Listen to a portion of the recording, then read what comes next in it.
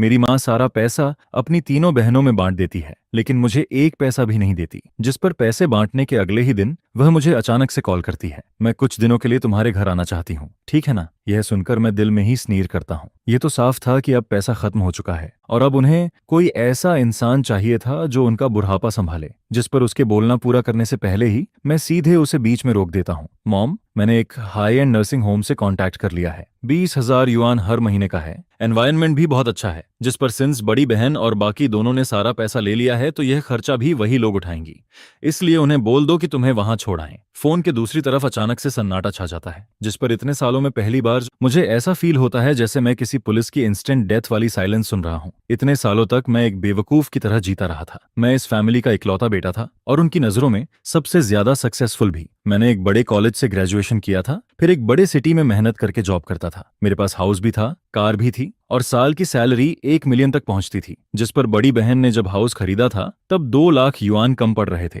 और वह पैसा मैंने दिया था। फिर दूसरी बहन के बच्चे का एडमिशन एक की हाई स्कूल में होता है और वहां के 1.5 लाख युआन स्पॉन्सरशिप फी भी मैंने ही पे किया था। इसके बाद तीसरी बहन एक स्टोर खोलती है, लेकिन उसमें 3 लाख युआन का लॉस हो जाता है, जिस पर वह गड्ढा भी मैंने ही भरा था। मेरी माँ हर कुछ दिनों में मुझे कॉल करती थी। कभी कहती थी कि यहाँ तबीयत ठीक नहीं है, कभी कहती थी कि वहां पैसों की जरूरत है, जिस पर हर बार मैं बिना एक शब्द बोले सीधे पैसा ट्रांसफर कर देता था। मैं सोचता था कि मैं इस फैमिली का पिलर हूं, वह सब लोग मेरी मेहनत देखते हैं और मेरी माँ, जिसे मेरा सबसे ज्यादा दर्द होता है, वह हमेशा अपने इकलौते बेटे से प्यार करती होगी। लेकिन कल वह 6 करोड़ का पैसा मेरे चेहरे पर पड़े 6 करोड़ थप्पड़ों जैसा लगता है, जिस पर मुझे पहली बार समझ आता है कि उनकी नजरों में मैं बस एक एटीएम था, जिससे जितना चाहो उतना पैसा निकाला जा सकता है। मैं फोन के दूसरी तरफ उसकी तेज और दबाई हुई सांसें सुन सकता था। शायद उसने कभी सपने में भी नहीं सोचा था कि उसका वह बेटा, जो हमेशा उसकी हर बात मानता था, उससे इस तरह बात करेगा। जिस पर मैं चुपचाप उसकी जोरदार चीख, गुस्से या इमोशनल ब्लैकमेल का इंतजार करता रहता हूँ, लेकिन कुछ भी नहीं होता। कुछ सेकंड बाद सामने से फोन काट दिया जाता है, जिसके बाद सिर्फ बीप की आवाज आती रहती है। मैं अपना फोन उठाता हूँ, कॉल लॉग को एक बार देखता हूँ और फिर उस नंबर को, जिसे मैं इतने सालों से जानता था, सीधे ब्लैकलिस्ट में डाल देता हूँ। फोन काटने के बाद मुझे जिंदगी में पहली बार ऐसा सुकून फील होता है जैसे कई सालों से मेरे दिल पर रखा हुआ कोई बड़ा पत्थर आखिरकार हट गया हो। जिस पर स्टडी रूम का दरवाजा धीरे से खुलता है और मेरी वाइफ फेंगिया हाथ में एक कप हॉट टी लेकर अंदर आती है। वह मुझे देखकर पूछती है, किसका कॉल था? आवाज कुछ ठीक नहीं लग रही थी। जिस पर मैं उसका हाथ पकड़ता हूँ और उसे कल वाले पैसों की बात और अभी अभी हुई फोन कॉल के बारे में बता देता हूँ। लेकिन वह ना गुस्सा होती है और ना ही सरप्राइज होती है। वह बस धीरे से सांस छोड़ती है और फिर कहती है, मुझे पहले से अंदाजा था कि एक दिन ऐसा जरूर आएगा। ठीक है, अगर रिश्ता टूटना है तो टूटने दो। तुम जो भी डिसीजन लोगे मैं तुम्हारे साथ हूँ। यह सुनकर मेरा दिल गर्म हो जाता है। जिस पर मुझे पहली बार लगता है कि अगर जिंदगी में ऐसी वाइफ साथ हो तो इंसान कुछ भी झेल सकता है। लेकिन यह शांति ज्यादा देर तक नहीं टिकती। कुछ ही देर बाद मेरा फोन फिर से रिंग करने लगता है। कॉल बड़ी बहन का था। जैसे ही मैं फोन उठाता हूँ वह गुस्से में चिल्लाना शुरू कर देती है, झोरान, तुम्हारा मतलब क्या है? क्या तुम पागल हो गए हो? तुम मॉम से इस तरह कैसे बात कर सकते हो? उन्हें नर्सिंग होम भेज दोगे? तुम सोच भी कैसे सकते हो?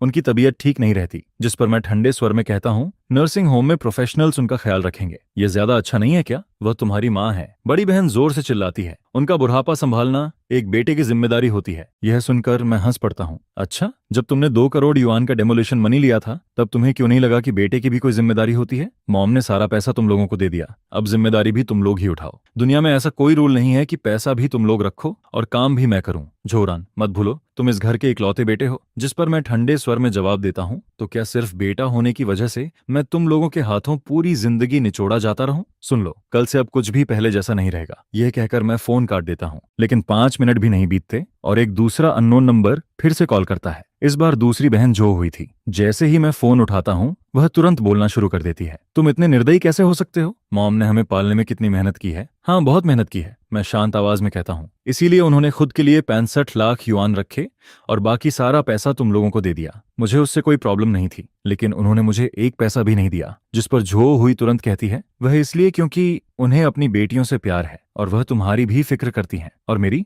मैं धीरे से पूछता हूँ, तुम एक बड़े आदमी हो, तुम्हारी साल की इनकम 1 मिलियन है, तुम्हें पैसों की क्या कमी? जिस पर मैं गहरी सांस लेता हूँ। मुझे पैसों की परवाह नहीं है, मुझे उस दिल की परवाह है जो हमेशा से एक तरफ झुका हुआ था। झो हुई, अपने बड़े बड़े डायलॉग्स अपने पास रखो, अब इनका मुझ पर कोई असर नहीं होता। वह गुस्से में कहती है, तुम मॉम का दिल तोड़ दोगे। जिस पर मैं धीरे से जवाब देता हूँ, जब उन्होंने फैसला किया कि मुझे एक पैसा नहीं मिलेगा, उसी दिन मेरा दिल टूट गया था। यह कहकर मैं फिर से फोन काट देता हूँ। इसके बाद तीसरी बहन जो यान का कॉल आता है। वह हमेशा से सबसे ज्यादा गुस्सैल थी और इस बार भी वह खुद को रोक नहीं पाती। जैसे ही फोन कनेक्ट होता है वह जोर जोर से गालियां देना शुरू कर देती है। झोरान, तुम एक फाइट आइड वुल्फ हो। इंटरनेट पर 2 बातें क्या सुन ली? अपनी माँ को ही भूल गए? उन्होंने तुम्हें बेकार में पाला। इतने सालों की तुम्हारी ह्यूमैनिटी क्या कुत्ते के पेट में चली गई? अगर तुम मॉम को अपने घर नहीं लाए तो हम तुम्हारी कंपनी में आएंगे, वहां तमाशा करेंगे और तुम्हारी रेपुटेशन बर्बाद कर देंगे। ये मेरी अपनी बहन थी। जब उसे मुझसे पैसा चाहिए होता था तब मैं उसका सबसे अच्छा भाई होता था, लेकिन अब सिर्फ इसलिए कि मैं आगे भी उनका काऊ और हॉर्स बनकर काम करता रहूं, वह मुझे थ्रेट तक देने लगती है, जिस पर मुझे साफ समझ आ जाता है कि यह मामला अभी खत्म नहीं हुआ है। फोन पर दी गई धमकियां उनके लिए काफी नहीं होंगी। वह लोग जरूर मेरे घर आने वाले हैं। और फिर अगले ही शाम डोरबेल बजती है। मैं कैट आई से बाहर देखता हूँ, जिस पर दरवाजे के बाहर 4 लोग खड़े नजर आते हैं। पूरा परिवार एक साथ आया था और सबके चेहरों पर बनावटी दुख और शिकायत साफ दिखाई दे रही थी, जैसे मैं ही कोई सबसे बड़ा गुनहगार था। मैं लिविंग रूम में अपनी बेटी के साथ खेल रही फेंग से कहता हूँ, तुम लेले को लेकर रूम में चली जाओ, दरवाजा लॉक कर लेना और बाहर मत आना। जिस पर फेंग या चुपचाप सिर हिलाती है और अपनी बेटी को गोद में लेकर बेडरूम में चली जाती है। मैं एक गहरी सांस लेता हूँ और फिर दरवाजा खोल देता हूँ। दरवाजा खुलते ही 4 लोग बाढ़ की तरह अंदर घुस आते हैं। सबसे आगे मेरी माँ चल रही होती है और घर के अंदर आते ही वह जोर जोर से रोना शुरू कर देती है। मैंने तुम्हारा क्या बिगाड़ा है? मैंने इतनी मेहनत से तुम्हें बड़ा किया और तुम मेरे साथ ऐसा कर रहे हो? मैंने कैसा नालायक बेटा पैदा किया है? जिस पर बड़ी बहन तुरंत बोल पड़ती है, अच्छा हुआ कि तुम्हें अभी भी दरवाजा खोलना आता है। मुझे तो लगा था कि अब तुम्हें अपनी माँ भी नहीं चाहिए। फिर दूसरी बहन कहती है, तुम्हारी माँ बस गुस्से में थी, क्या तुम्हारे अंदर जरा भी कॉन्शियस नहीं बची? मैं उनकी बातों और शोर को पूरी तरह इग्नोर कर देता हूँ। मैं धीरे से किचन में जाता हूँ, अपने लिए एक गिलास पानी भरता हूँ और आराम से पानी पीने लगता हूँ। जिस पर वह देखते हैं कि मैं कुछ नहीं बोल रहा तो उनका शोर और भी ज्यादा बढ़ जाता है। पूरा लिविंग रूम उनकी चीखों, तानों और इल्जामों से भर जाता है। ऐसा लग रहा था जैसे 4 लोग मिलकर मेरे ऊपर अटैक कर रहे हों। और फिर जब काफी देर तक चिल्लाने की वजह से उनकी आवाज थोड़ी बैठने लगती है, तब मैं धीरे से अपना पानी का ग्लास नीचे रख देता हूँ। ग्लास सामने रखी ग्लास टी टेबल से टकराता है और एक साफ सी आवाज आती है, जिस पर पूरा लिविंग रूम एकदम शांत हो जाता है। 4 लोग मेरी तरफ देखने लगते हैं। मैं अपने पास वाले ड्रॉर से एक नोटबुक और एक पेन निकालता हूँ और फिर उनकी तरफ देखकर कहता हूँ, जब आज सब लोग यहाँ आ ही गए हैं तो चलो हिसाब कर लेते हैं। 2010 में बड़ी बहन ने हाउस खरीदा था। तब डाउन पेमेंट में थोड़े पैसे कम पड़ रहे थे और उसने मुझसे 1 लाख युआन लिए थे। उस वक्त कहा गया था कि ये पैसे उधार हैं, लेकिन आज तक वापस नहीं मिले। फिर 2012 में दूसरे जीजा का बिजनेस में लॉस हो गया था।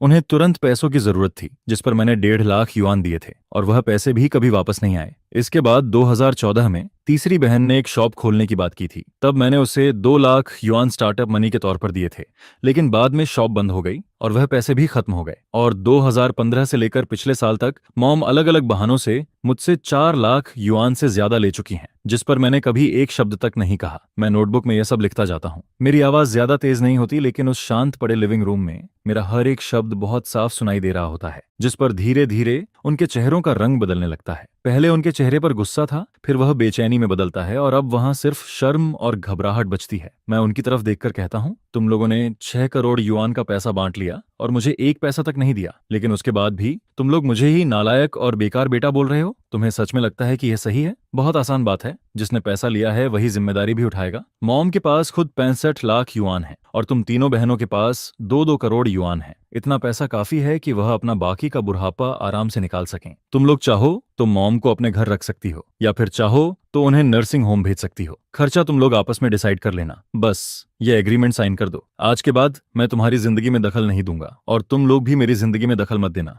यह कहकर मैं एग्रीमेंट और पेन उनके सामने कॉफी टेबल पर रख देता हूँ, जिस पर 4 लोग उस एग्रीमेंट को ऐसे देखने लगते हैं जैसे उनके सामने कोई भयानक मॉन्स्टर खड़ा हो। बड़ी बहन झो मिंग के होंठ कांपने लगते हैं। वह मुझे देखकर कहती है, तुम हमसे रिश्ता तोड़ना चाहते हो? मैं उसकी तरफ देखकर कहता हूँ, रिश्ता तुम लोगों ने पहले ही तोड़ दिया था। जिस पर अब तक चुप बैठी मेरी माँ अचानक सिर उठाती है और सीधे मेरी तरफ देखने लगती है। उसकी आंखों में अब आंसू नहीं होते, वहां अब सिर्फ गुस्सा और नफरत बची होती है। वह मुझे घूरते हुए कहती है, झोरान, बाद में पछताना मत। तुम उस पैसे के 1 पैसे के भी लायक नहीं थे। मॉम की यह बात मेरे दिल में किसी जहरीली सुई की तरह चुभ जाती है। मैं उसकी तरफ देखकर धीरे से पूछता हूँ, क्यों? मैं लायक क्यों नहीं हूँ? मैंने ऐसा क्या किया है? जिस पर वह अचानक चिल्लाकर कहती है, तुम अपने दिल में नहीं जानते क्या तुम्हारे बाप की मौत की वजह तुम नहीं थे? यह सुनते ही मेरे दिमाग में जैसे जोरदार धमाका होता है। डैड की मौत, यह बात मेरे दिल का वह जख्म थी जो कभी नहीं भर पाई। और इसी फैमिली में यह एक ऐसा टॉपिक था जिसके बारे में पिछले 10 सालों में कभी कोई बात नहीं करता था। जब मैं हाई स्कूल के तीसरे साल में था तब डैड की कंस्ट्रक्शन साइट पर एक्सीडेंट में मौत हो गई थी।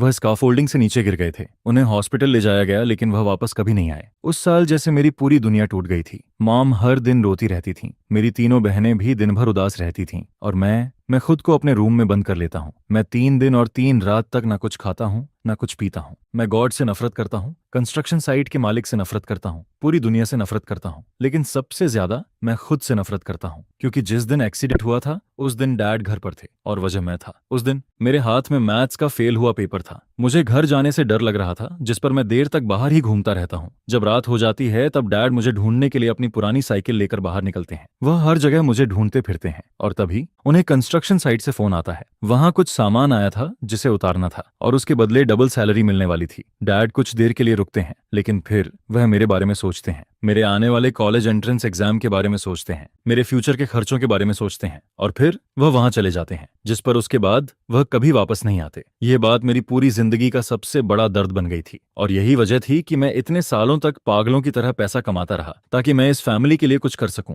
मुझे लगा था कि वह सब लोग यह बात समझते हैं। मुझे लगा था कि वह भी मेरी तरह इस दर्द को अपने दिल में दबाकर रखते हैं, लेकिन मैंने कभी नहीं सोचा था कि आज इसी पल वह लोग मेरे सबसे गहरे जख्म को फिर से खोल देंगे। डैड उस कंस्ट्रक्शन साइट पर किसके लिए गए थे? अगर तुम्हारी कॉलेज की फीस भरने के लिए पैसे जुटाने की जरूरत ना होती तो क्या वह इतनी मजबूरी में वहां जाते? हाँ, लेकिन हम तीनों बहनों ने भी तो तुम्हें आराम से पढ़ने देने के लिए सैक्रिफाइस किया था। जिस पर बड़ी बहन बोलती है, जैसे ही मैंने हाई स्कूल खत्म किया मैं बाहर काम करने चली गई। फिर दूसरी बहन उसकी बात पकड़ते हुए कहती है, हम तीनों ने तुम्हारे लिए बहुत कुछ छोड़ा था। जिस पर मॉम फिर से रोना शुरू कर देती है। तुम्हारे डैड जब जा रहे थे तब उन्होंने मेरा हाथ पकड़ा था। उन्होंने मुझसे कहा था कि तुम्हारा ध्यान रखना। उन्होंने कहा था कि तुम जो फैमिली की आखिरी उम्मीद हो। मैंने उनसे प्रॉमिस किया था और मैंने वह प्रॉमिस पूरा भी किया, लेकिन तुमने क्या किया? तुम एक व्हाइट आइड वुल्फ निकले। अब तुम्हारे पंख निकल आए हैं और तुम सब कुछ भूल गए। उनकी बातें मेरे ऊपर किसी सोड की तरह गिरती रहती हैं। हर शब्द ऐसा लगता है जैसे मेरे सीने में घुस रहा हो। मैं सामने खड़ी उन 3 औरतों को देखता हूँ जिन्हें मैं इतने सालों से अपना फैमिली समझता था। उनके चेहरों पर दुख और इल्जाम दिखाई दे रहे थे,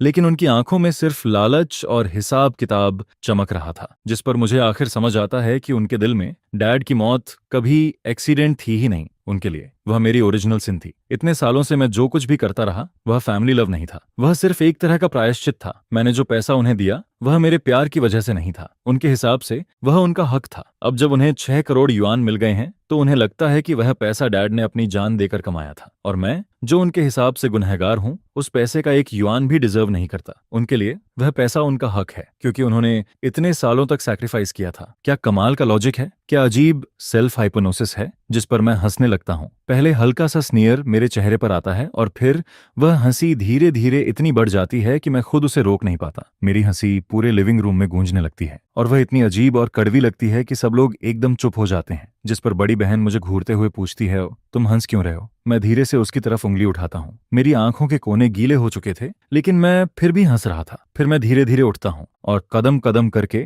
मॉम के सामने जाकर खड़ा हो जाता हूँ। मैं उसकी तरफ ऊपर से देखते हुए पूछता हूँ, जब डैड की मौत हुई थी तब कंस्ट्रक्शन साइट से कितना कंपेंसेशन मिला था? यह सुनते ही मॉम का चेहरा सफेद पड़ जाता है। उसकी आंखें इधर उधर घूमने लगती हैं, उसके होंठ हिलते हैं, लेकिन उसके मुंह से कोई आवाज नहीं निकलती। जिस पर मैं खुद ही बोलना शुरू कर देता हूँ। कुल 3 लाख युआन मिले थे। 15 साल पहले वह बहुत बड़ी रकम थी। और फिर उस पैसे का क्या हुआ? मेरी 4 साल की कॉलेज फीस और लिविंग एक्सपेंसेस मिलाकर मुश्किल से 50,000 युआन खर्च हुए। बाकी के 2.5 लाख युआन। बड़ी बहन की शादी हुई तो तुमने उसे 80,000 युआन दिए। दूसरी बहन की शादी हुई तो उसे भी 80,000 युआन दिए और फिर तीसरी बहन का बॉयफ्रेंड उसे धोखा देकर 50,000 युआन लेकर भाग गया, जिस पर वह पैसे भी तुमने दिए। और आखिर में जो 40,000 युआन बचे तुमने कहा था कि वह अपने बुढ़ापे के लिए रखोगी। मैं धीरे से कहता हूँ, सही कह रहा हूं ना? जिस पर मॉम का पूरा शरीर कांपने लगता है। तीनों बहनों के चेहरे भी एकदम खराब हो जाते हैं। मैं फिर धीरे से बोलता हूँ, मैंने कभी इन बातों का जिक्र नहीं किया क्योंकि मुझे लगता था कि वह डैड की आखिरी निशानी थी। तुम उनकी वाइफ थी, तुम्हें उस पैसे पर पूरा हक था। मुझे लगा था कि तुम्हारे दिल में मेरे लिए, तुम्हारे इस इकलौते बेटे के लिए थोड़ा सा गिल्ट जरूर होगा, लेकिन अब लगता है कि मैं बहुत बेवकूफ था। तुम्हें कभी कोई गिल्ट नहीं था, उल्टा तुमने सारी गलती मेरे सिर पर डाल दी। डैड की मौत का सहारा लेकर तुमने मुझे सालों तक इमोशनली ब्लैकमेल किया और फैमिली लव के नाम पर मुझे बार बार निचोड़ती रहीं। मैं मॉम की तरफ देखकर कहता हूँ, जो शुयुन, अपने दिल पर हाथ रखकर खुद से पूछो, क्या तुम डैड के सामने खुद को सही साबित कर सकती हो? क्या तुम सच में माँ कहलाने के लायक हो? मेरी हर बात किसी हथौड़े की तरह उसके दिल पर पड़ती है और आखिरकार वह टूट जाती है। वह अचानक सिर उठाती है और पागलों की तरह मेरी तरफ झपट पड़ती है। वह मेरा चेहरा नोचने के लिए हाथ बढ़ाती है, लेकिन मैं पहले से तैयार था, जिस पर मैं पीछे हट जाता हूँ। वह सीधे खाली जगह में गिरते गिरते बचती है, जिस पर तीसरी बहन झो यान तुरंत उसे पकड़ लेती है। लेकिन अगले ही पल झो यान खुद मेरी तरफ पागलों की तरह दौड़ पड़ती है। तुम्हारी हिम्मत कैसे हुई? मैं तुम्हें नहीं छोड़ूंगी। और फिर पूरा मामला एकदम फाइट में बदल जाता है। लेकिन मैं उन पर हाथ नहीं उठाता। मैं बस ठंडे चेहरे के साथ उन्हें देखता रहता हूँ। मैं उन्हें उस घर में पागलों की तरह चिल्लाते और टूटते हुए देखता हूँ, जिसे मैंने अपनी मेहनत से बनाया था, जिस पर वह मुझे किसी सर्कस के क्लाउन जैसे लगने लगते हैं। तभी पीछे से फेंक या की आवाज आती है, बस अगर तुम लोगों ने और तमाशा किया तो मैं सीधे पुलिस को कॉल कर दूंगी। यह सुनते ही चारों लोग एकदम रुक जाते हैं। फेंक या की आवाज जैसे पूरे लिविंग रूम पर ठंडे पानी की बाल्टी फेंक देती है। मॉम और तीनों बहनें उसकी तरफ घूर कर देखने लगती हैं। उन्हें शायद उम्मीद नहीं थी कि हमेशा शांत और सीधी रहने वाली फेंक या वादिना पाचन नेत्र आज इतनी स्ट्रांग बनकर सामने खड़ी होगी। फेंक या उनकी तरफ देखकर कहती है, ये मेरा घर है और तुम लोग यहाँ वेलकम नहीं हो। मैंने अभी तक तुम लोगों की सारी बातें सुनी हैं। तुम लोग मेरे हस्बैंड पर इल्जाम लगा रही हो। जिस पर वह चारों एकदम चुप हो जाते हैं। मैं फेंक या की तरफ देखता हूँ और मेरे दिल में एक अजीब सी गर्माहट फील होने लगती है। इतने सालों में उसने बहुत कुछ सहा था। हर बार जब मॉम और मेरी बहनें कोई नई डिमांड लेकर आती थीं, तब भी वह कुछ नहीं बोलती थी, सिर्फ इसलिए ताकि मुझे बुरा ना लगे। लेकिन आज वह आखिरकार चुप नहीं रहती, क्योंकि इस बार उन्होंने उसकी आखिरी लिमिट पार कर दी थी। वह मेरे हस्बैंड को चोट पहुंचा रहे थे, वह उसके फैमिली को तोड़ रहे थे। जिस पर फेंक या की बात सुनकर तीसरी बहन जो यान का चेहरा गुस्से से लाल हो जाता है। वह चिल्लाकर कहती है, ये हमारे जो फैमिली का मामला है, तुम बीच में बोलने वाली कौन होती हो? तुम तो आउटसाइडर हो। जिस पर फेंक या बिना डरे जवाब देती है, मेरी शादी चौरान से 8 साल पहले हुई थी। मैं इस घर की मिस्ट्रेस हूँ और तुम लोग, तुम सब तो शादी करके अपने अपने घर जा चुकी हो, फिर भी मेरे हस्बैंड की मेहनत की कमाई लेकर अपने घर चला रही हो। अब बताओ आउटसाइडर कौन है? यह सुनते ही जैसे उनकी आखिरी बची हुई इज्जत भी खत्म हो जाती है। दूसरी बहन झो हुई का चेहरा लाल और सफेद पड़ने लगता है और झो यान गुस्से में अपने पैर पटकने लगती है। जिस पर झो यान आगे कुछ नहीं बोलती, क्योंकि अगर वह और बोलती तो बात और भी गंदी हो जाती। मेरी माँ जोशियू बस फेंक या को खाली नजरों से देखती रहती है और फिर मेरी तरफ देखने लगती है। उसकी आंखों में सिर्फ शौक और यकीन न होने वाला भाव होता है। उसकी नजरों में बहू का मतलब हमेशा एक ऐसी औरत था जो चुपचाप सब सहती रहे, मेहनत करे और कभी जवाब ना दे। जिस पर उसने शायद कभी इमेजिन भी नहीं किया था कि फेंक या उसके सामने खड़ी होकर उसी के लिविंग रूम में उसे इतने सख्त शब्दों में जवाब देगी। फिर पूरे घर में एक अजीब सी खामोशी छा जाती है। करीब 2 मिनट तक कोई कुछ नहीं बोलता, जिस पर मैं धीरे से बोलना शुरू करता हूँ और उस दम घोंटने वाली चुप्पी को तोड़ देता हूँ। एग्रीमेंट टेबल पर रखा है, अगर तुम लोग इसे साइन कर देते हो तो हम अभी भी रिश्तेदार रहेंगे, लेकिन अगर साइन नहीं किया तो फिर हम कोर्ट जाएंगे और कोर्ट में मैं अभी जो भी हिसाब बताया है उसका एक एक रिकॉर्ड निकालूंगा। हर ट्रांसफर का प्रूफ मेरे पास है। जो 8,50,000 युआन मैंने दिए थे, उसे मैं प्राइवेट लोन साबित करके तुम लोगों पर केस कर सकता हूँ और तब तुम लोगों को सिर्फ पैसा वापस नहीं करना पड़ेगा, इतने सालों का इंटरेस्ट भी देना पड़ेगा। अब फैसला तुम्हारा है। मेरी यह बात जैसे उनकी आखिरी उम्मीद भी तोड़ देती है, जिस पर पहली बार उनके चेहरों पर डर साफ दिखाई देने लगता है। उन्होंने कभी सोचा ही नहीं था कि बात यहाँ तक पहुंच जाएगी। उनकी नजरों में बेटे का पैसा फैमिली का पैसा था और फैमिली का पैसा मांगना उनका हक था। लेकिन अब जब वह मेरी आंखों में देखते हैं तो उन्हें समझ आता है कि मैं मजाक नहीं कर रहा और पहली बार वह सच में डर जाते हैं, क्योंकि अगर मामला कोर्ट तक गया तो उन्हें ना सबूतों से न सिर्फ इतने सालों में लिया हुआ पैसा वापस करना पड़ेगा, बल्कि रिश्तेदारों और जान पहचान वालों के सामने उनकी इज्जत भी खत्म हो जाएगी। जिस पर बड़ी बहन जो मिंग और दूसरी बहन जो ह्यूई एक दूसरे की तरफ देखने लगती हैं। उनकी आंखों में डर, झिझक और बेचैनी साफ दिखाई दे रही थी। फिर मॉम कांपते हुए हाथों से एग्रीमेंट उठाती है। वह काफी देर तक उस पर लिखे हुए काले शब्दों को देखती रहती है और फिर दांत भींचकर धीरे से कहती है, ठीक है, बहुत अच्छा, बहुत अच्छा। उसका हर शब्द ऐसा लग रहा था जैसे वह अपने दांतों के बीच से निकाल रही हो। फिर वह मेरी तरफ देखकर कहती है, जोरान तुम बहुत बेरहम निकले। जिस पर वह पेन उठाती है और एग्रीमेंट पर अपना नाम लिख देती है। ऐसा लग रहा था जैसे उस साइन में उसकी सारी ताकत खत्म हो गई हो। इसके बाद बड़ी बहन, दूसरी बहन और तीसरी बहन भी एक एक करके आगे आती हैं। उनके चेहरे ऐसे लग रहे थे जैसे उनमें अब जान ही ना बची हो, और फिर वह भी चुपचाप एग्रीमेंट पर अपना नाम लिख देती हैं। मैं उन 4 साइंड एग्रीमेंट्स को देखता हूँ, लेकिन मेरे दिल में जीत जैसा कुछ भी फील नहीं होता, बस एक बहुत गहरा दुख फील होता है। 30 साल से ज्यादा पुराना यह रिश्ता पैसों और लालच के सामने एक कागज की तरह कमजोर निकलता है, और फिर एक झटके में सब खत्म हो जाता है। मैं दांत भींचकर सिर्फ एक शब्द कहता हूँ, निकल जाओ, जिस पर वह चारों लोग बिना कुछ बोले शर्म और गुस्से में वहां से निकल जाते हैं। जब मॉम दरवाजे तक पहुंचती है तो वह अचानक रुक जाती है, फिर वह पीछे मुड़कर मेरी तरफ देखती है। उसकी आंखों में इतनी नफरत थी जैसे वह मुझे जहर पिला दे, लेकिन उस नजर में कुछ अजीब भी था। ऐसा लग रहा था जैसे यह मामला अभी खत्म नहीं हुआ, जिस पर अगले ही पल वह जोर से दरवाजा बंद करके चली जाती है और आखिरकार पूरा घर शांत हो जाता है। फेंगिया धीरे से अपना फोन नीचे रखती है और मेरे पास आ जाती है। फिर वह बिना कुछ बोले मुझे पीछे से पकड़ लेती है। मैं अपना सिर उसके कंधे पर रख देता हूँ, जिस पर इतने समय से मैं जो खुद को मजबूत दिखा रहा था वह सब धीरे धीरे टूटने लगता है, और फिर मैं एक छोटे बच्चे की तरह चुपचाप रोने लगता हूँ। लेकिन मैं अपने दिल में जानता था यह आखिर नहीं है। मैं अपनी माँ और तीनों बहनों को बहुत अच्छे से जानता हूँ। वह लोग इतनी आसानी से हार मानने वाले नहीं थे, जिस पर मुझे साफ फील हो रहा था कि अब इससे भी बड़ा तूफान आने वाला है। और फिर अगले दिन मैं हमेशा की तरह ऑफिस पहुंचता हूँ, लेकिन जैसे ही मैं अपनी सीट पर बैठता हूँ असिस्टेंट श्याओ चेन घबराया हुआ अंदर आता है। मिस्टर जो, नीचे बहुत लोग जमा हो गए हैं। वह लोग बोल रहे हैं कि वह आपके फैमिली वाले हैं और वह रिसेप्शन पर तमाशा कर रहे हैं। यह सुनते ही मेरा दिल एकदम नीचे बैठ जाता है। जिस चीज का डर था आखिर वह हो ही गई। मैं विंडो के पास जाता हूँ और नीचे कंपनी के हॉल की तरफ देखता हूँ, जिस पर नीचे वही लोग दिखाई देते हैं। मेरी माँ जमीन पर बैठी हुई थी। वह अपनी टांग पर हाथ मार मार कर जोर जोर से रो रही थी। बड़ी और दूसरी बहन उसके दोनों तरफ खड़ी थीं और आसपास खड़े स्टाफ और कस्टमर से कुछ कह कहकर रो रही थीं। लेकिन सबसे ज्यादा शोर जो यान मचा रही थी। उसके हाथ में एक बड़ा प्रिंटेड पेपर था, जिस पर बड़े बड़े अक्षरों में लिखा था, करोड़ों कमाने वाला बेटा जोरान अपनी सगी माँ को घर से निकाल देता है। और सिर्फ वही लोग नहीं थे, वह अपने साथ और भी कई लोगों को लेकर आए थे। कुछ दूर के रिश्तेदार थे, कुछ गांव के लोग थे और कुछ ऐसे पड़ोसी थे जिन्हें बस तमाशा देखना पसंद था। करीब 20-30 लोग कंपनी के गेट पर खड़े थे। यह सब मेरी सोच से भी ज्यादा जल्दी और ज्यादा तैयारी के साथ हुआ था। वह लोग अब पूरी तरह से मुझसे लड़ने उतर आए थे। वह पब्लिक ओपिनियन का इस्तेमाल करके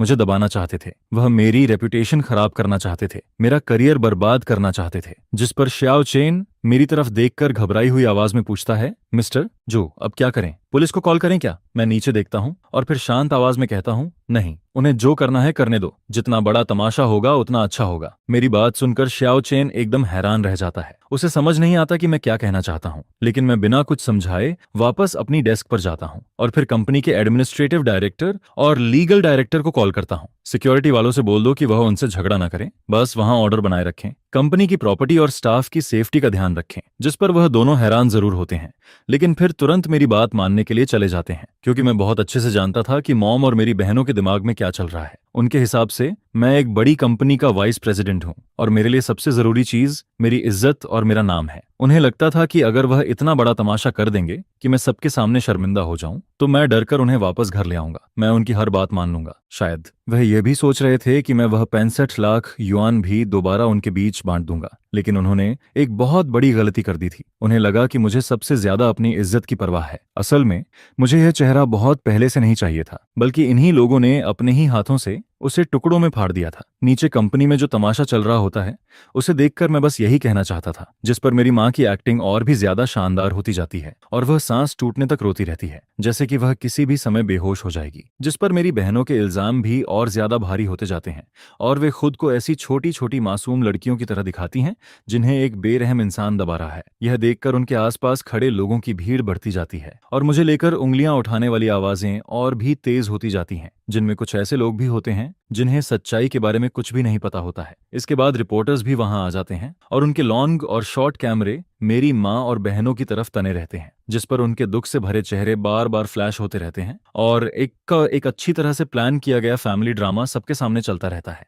और इस पूरे ड्रामे के मेन कैरेक्टर्स वही लोग होते हैं, जबकि विलन मैं बन चुका होता हूँ। जिस पर मेरा फोन लगातार बजता रहता है और मेरे सीनियर पार्टनर्स और दोस्त बार बार पूछते रहते हैं कि आखिर हुआ क्या है, लेकिन मैं किसी का भी कॉल नहीं उठाता, क्योंकि मैं सही समय का इंतजार कर रहा होता हूँ। फिर दोपहर के ठीक 2 बजे इंटरनेट पर यह खबर तेजी से फैलने लगती है कि एक कंपनी एग्जीक्यूटिव ने अपनी माँ के साथ बुरा बर्ताव किया है। जिस पर तरह तरह की पोस्ट्स और डिस्कशंस बिना रुके सामने आने लगती हैं। मेरी फोटोज, मेरी पोजीशन और यहाँ तक कि मेरे घर का एड्रेस भी लोगों के सामने निकाल लिया जाता है, जिस पर मैं इंटरनेट पर सबके लिए एक नालायक बेटा बन जाता हूँ जिसे हर कोई गालियां देता है। और कंपनी के नीचे जमा भीड़ का गुस्सा भी अपनी हद तक पहुंच जाता है। फिर कैमरे की तरफ देखकर मेरी माँ तेज आवाज में चिल्लाती है, तुम्हारा रियल चेहरा बहुत जल्दी सबके सामने आ जाएगा। जिस पर मैं टेबल पर रखी कुछ फाइल्स उठाता हूँ, अपना सूट ठीक करता हूँ और कंपनी के कॉलीग्स की नजरों के बीच आगे बढ़ता हूँ, जिनमें कुछ लोग मुझे सिंपैथी से देखते हैं, कुछ लोग ताने मारते हैं और कुछ लोग बस क्यूरियोसिटी से मुझे देखते रहते हैं। इसके बाद मैं एलिवेटर में घुसता हूँ और नीचे पहुंचते ही हॉल की सारी आवाजें एक साथ मेरे कानों में गूंजने लगती हैं। यह देखकर वहां मौजूद हर इंसान की नजर अजीब तरीके से मुझ पर टिक जाती है, जिस पर रिपोर्टर्स के कैमरे पहली बार मेरी तरफ घूम जाते हैं। मेरी माँ और बहनें मुझे देखकर पहले तो कुछ सेकंड के लिए चौंक जाती हैं, लेकिन फिर उनके चेहरों पर एक घमंडी स्माइल आ जाती है, क्योंकि उन्हें लगता है कि मैं आखिरकार हार मान चुका हूँ। फिर मैं भीड़ के बीच से चलता हुआ उनके सामने पहुंचता हूँ, लेकिन मैं उनकी तरफ देखता तक नहीं हूँ। जिस पर मैं लीगल स्टाफ के हाथ से एक एम्पलीफायर लेता हूँ और वहां मौजूद सभी जर्नलिस्ट्स और बाकी लोगों की तरफ मुड़ जाता हूँ। मैं इस फैमिली ड्रामा की वजह से पब्लिक रिसोर्सेज खराब होने पर आप सबसे दिल से माफी मांगता हूँ। इसके बाद मैं कहता हूँ, आज मेरी माँ और मेरी तीनों बहनें मुझ पर नालायक बेटा होने का इल्जाम लगा रही हैं, और उनकी कुछ बातें सच भी हैं, जैसे कि मैंने सच में अपनी माँ को नर्सिंग होम भेजने की बात कही थी। यह सुनते ही वहां मौजूद भीड़ में हड़कंप मच जाता है, क्योंकि किसी ने भी नहीं सोचा था कि मैं अपनी गलती इतनी आसानी से सबके सामने मान लूंगा। जिस पर मेरी माँ और बहनों के चेहरों पर जीत की मुस्कान और भी ज्यादा गहरी हो जाती है। लेकिन मैं आसपास हो रही बातों को इग्नोर करता हूँ और आगे कहता हूँ,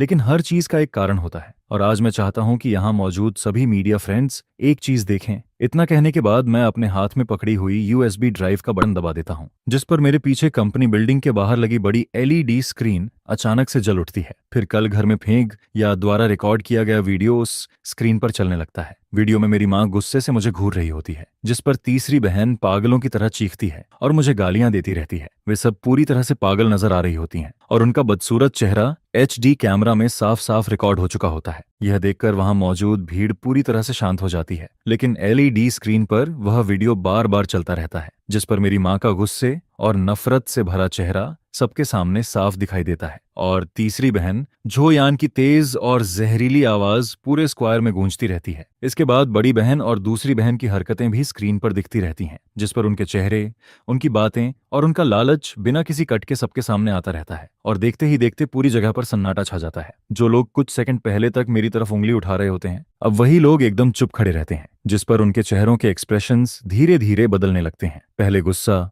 फिर शक, फिर शौक और आखिर में सिंपैथी और समझ से भरी नजरें उनके चेहरे पर दिखाई देने लगती हैं। यह देखकर रिपोर्टर्स के कैमरे तेजी से घूमने लगते हैं, पहले स्क्रीन की तरफ और फिर मेरी माँ और बहनों की तरफ, जिनके चेहरे अब पूरी तरह से सफेद पड़ चुके होते हैं। वे वहीं खड़ी रह जाती हैं जैसे किसी ने उन पर बिजली गिरा दी हो। उनके चेहरे का खून आंखों के सामने गायब होता जाता है और उनके मुंह खुले रह जाते हैं, लेकिन उनसे एक शब्द भी नहीं निकलता, जिस पर उनकी आंखों में सिर्फ डर और यकीन ना कर पाने वाला एक्सप्रेशन दिखाई देता है। शायद उन्हें समझ ही नहीं आता कि घर में हुई बात रिकॉर्ड कैसे हो गई, और उससे भी ज्यादा उन्हें यह समझ नहीं आता कि मैं इतनी बड़ी भीड़ के सामने यह वीडियो चलाने की हिम्मत कैसे कर सकता हूं, क्योंकि उनकी नजरों में मैं हमेशा वही सीधा सादा, सबसे ऑनेस्ट और सबसे अच्छा बेटा था जिसे वे कभी भी दबा सकती थीं। लेकिन आज वही इंसान उनके सारे सच को दुनिया के सामने ला चुका होता है, जिस पर सबसे पहले तीसरी बहन झो यान टूट जाती है और वह तेज आवाज में चीखते हुए कहती है, ये झूठ है, ये फेक है, उसने ये सब खुद बनाया है, मैं उससे नफरत करती हूँ। लेकिन इस समय उसकी आवाज जितनी तेज होती है उतनी ही कमजोर भी लगती है, क्योंकि वहां मौजूद कोई भी इंसान उसकी बात पर यकीन नहीं करता। वीडियो में हर एक्सप्रेशन,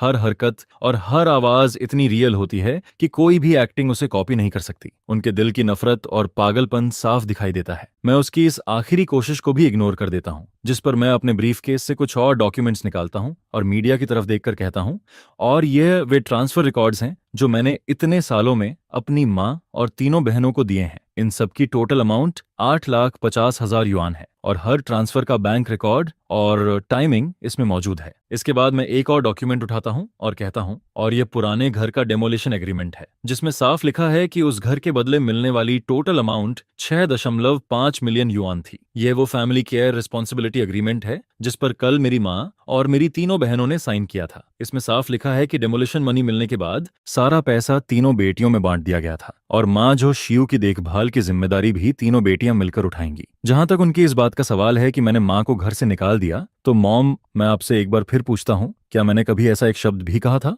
अगर आपने मुझे घर से निकल जाने के लिए कहा तो क्या मैंने कभी आपको उंगली तक लगाई थी? मैंने सिर्फ इतना कहा था कि आप और मेरी बहनें मेरे घर से निकल जाएं, क्योंकि आप लोग मेरे घर आकर शोर मचा रही थीं और यहाँ तक कि मुझ पर हाथ भी उठा रही थीं, जिस पर मेरी माँ का चेहरा एकदम बदल जाता है। वह अपने होंठ इतनी जोर से भींचती है कि उसके मुंह से एक शब्द भी नहीं निकलता, और भीड़ में खड़े लोग आपस में धीरे धीरे बातें करना शुरू कर देते हैं, जिस पर पब्लिक ओपिनियन का पूरा रुख एकदम पलट जाता है। अभी तक जो सिंपथी मेरी माँ और बहनों को मिल रही होती है, वह सब इन पक्के सबूतों के सामने खत्म हो जाती है। अब वहां मौजूद हर इंसान मेरी तरफ देखने लगता है, और जितनी बातें, ताने और गालियां अभी तक मुझे मिल रही थीं, अब वही सब मेरी माँ और बहनों की तरफ जाने लगती हैं। वे चारों उन निगाहों और बातों से घिर जाती हैं और वहां से निकलने की कोशिश करने लगती हैं, क्योंकि अब उनके पास शर्म से सिर छुपाने की भी जगह नहीं बचती। लेकिन तीसरी बहन जोयान अभी भी आखिरी कोशिश करती है। वह जोर से चिल्लाकर कहती है, तुम झूठ बोल रहे हो, हमने ऐसा कोई एग्रीमेंट कब देखा था? यह कहकर वह मेरी तरफ दौड़ती है और मेरे हाथ से डॉक्यूमेंट्स छीनने की कोशिश करती है,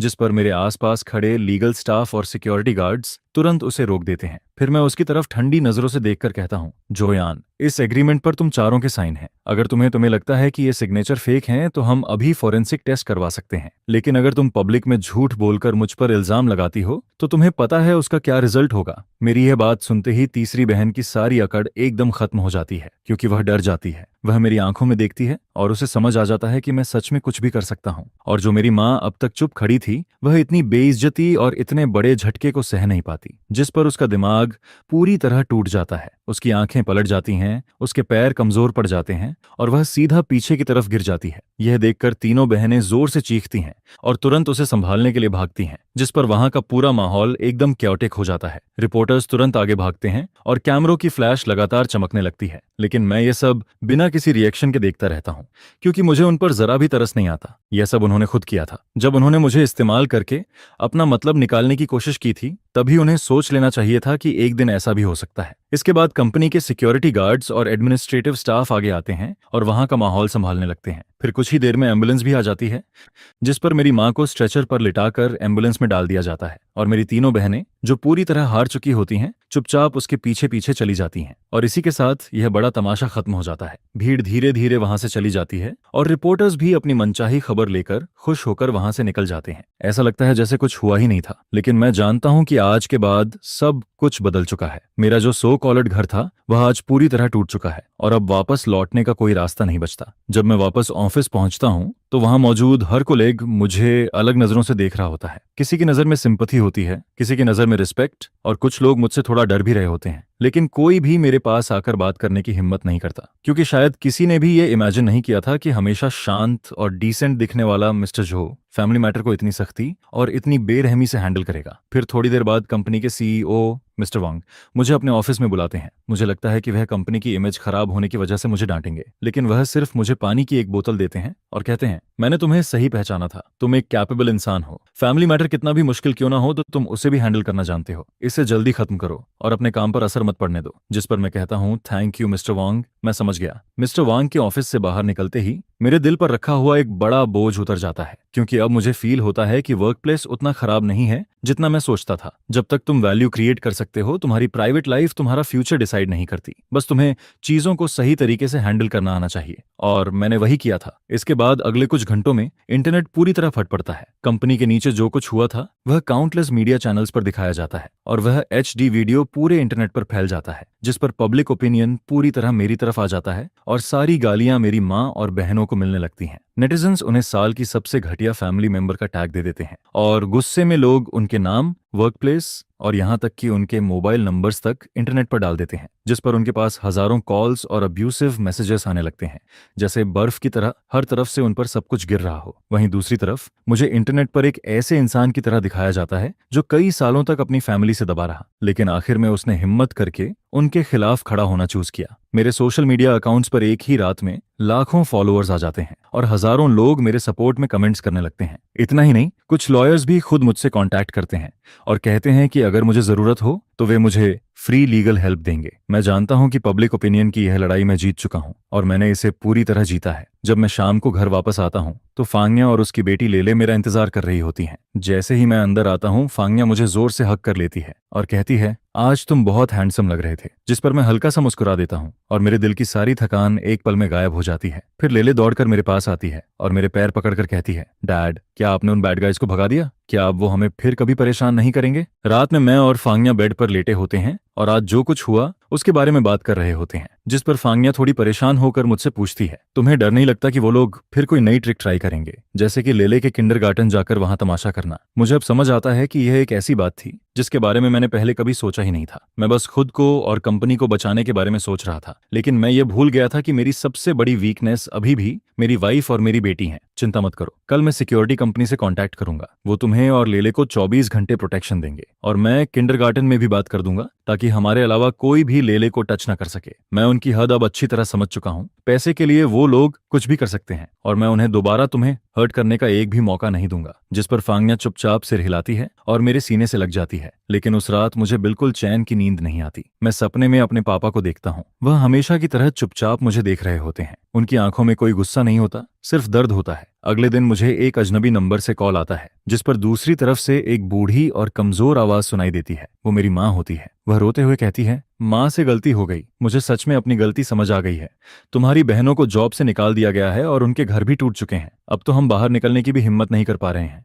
लेकिन क्या तुम अपनी माँ को माफ नहीं कर सकते? तुम बस एक स्टेटमेंट दे दो और सबको बता दो कि यह सब एक मिसअंडरस्टैंडिंग थी, वरना हम सच में जी नहीं पाएंगे। जिस पर मैं बस ठंडी आवाज में कहता हूँ, अब बहुत देर हो चुकी है, और फिर मैं फोन काट देता हूँ। मुझे लगा था कि अब सब खत्म हो जाएगा। पब्लिक ओपिनियन ने उन्हें पूरी तरह तोड़ दिया था और अब शायद कुछ समय तक सब शांत रहेगा। लेकिन मैंने उनकी पागलपन को कम समझा था और मैंने यह भी नहीं सोचा था कि मेरी माँ मुझसे इतनी नफरत करती है। फिर 3 दिन बाद मैं एक इंपॉर्टेंट प्रोजेक्ट मीटिंग में बैठा होता हूँ। तभी अचानक फांग्या का फोन आता है। उसकी आवाज में इतना डर और रोना होता है जितना मैंने पहले कभी नहीं सुना था। वह कांपते हुए कहती है, जल्दी घर आओ, मॉम हमारे घर के बाहर गैस सिलेंडर लेकर बैठी है। वह कह रही है कि वह हम सबके साथ मर जाएगी। यह सुनते ही मेरा दिमाग एकदम ब्लैंक हो जाता है। गैस सिलेंडर लेकर सबको उड़ाने की बात, मैं अपने कानों पर यकीन नहीं कर पाता। क्या कोई माँ सच में ऐसा कर सकती है? मीटिंग रूम में बैठे सभी लोग मेरी तरफ देखने लगते हैं, लेकिन मुझे किसी को कुछ एक्सप्लेन करने की फुर्सत नहीं होती। मैं तुरंत कार कीज उठाता हूँ और भागता हुआ बाहर निकल जाता हूँ। मीटिंग वहीं रुक जाती है और मैं जितनी तेजी से हो सकता है एलिवेटर में घुस जाता हूँ। फिर कंपनी बिल्डिंग से बाहर निकलकर सीधा कार में बैठता हूँ। पूरे रास्ते में एक्सेलरेटर दबाकर गाड़ी भगाता हूँ।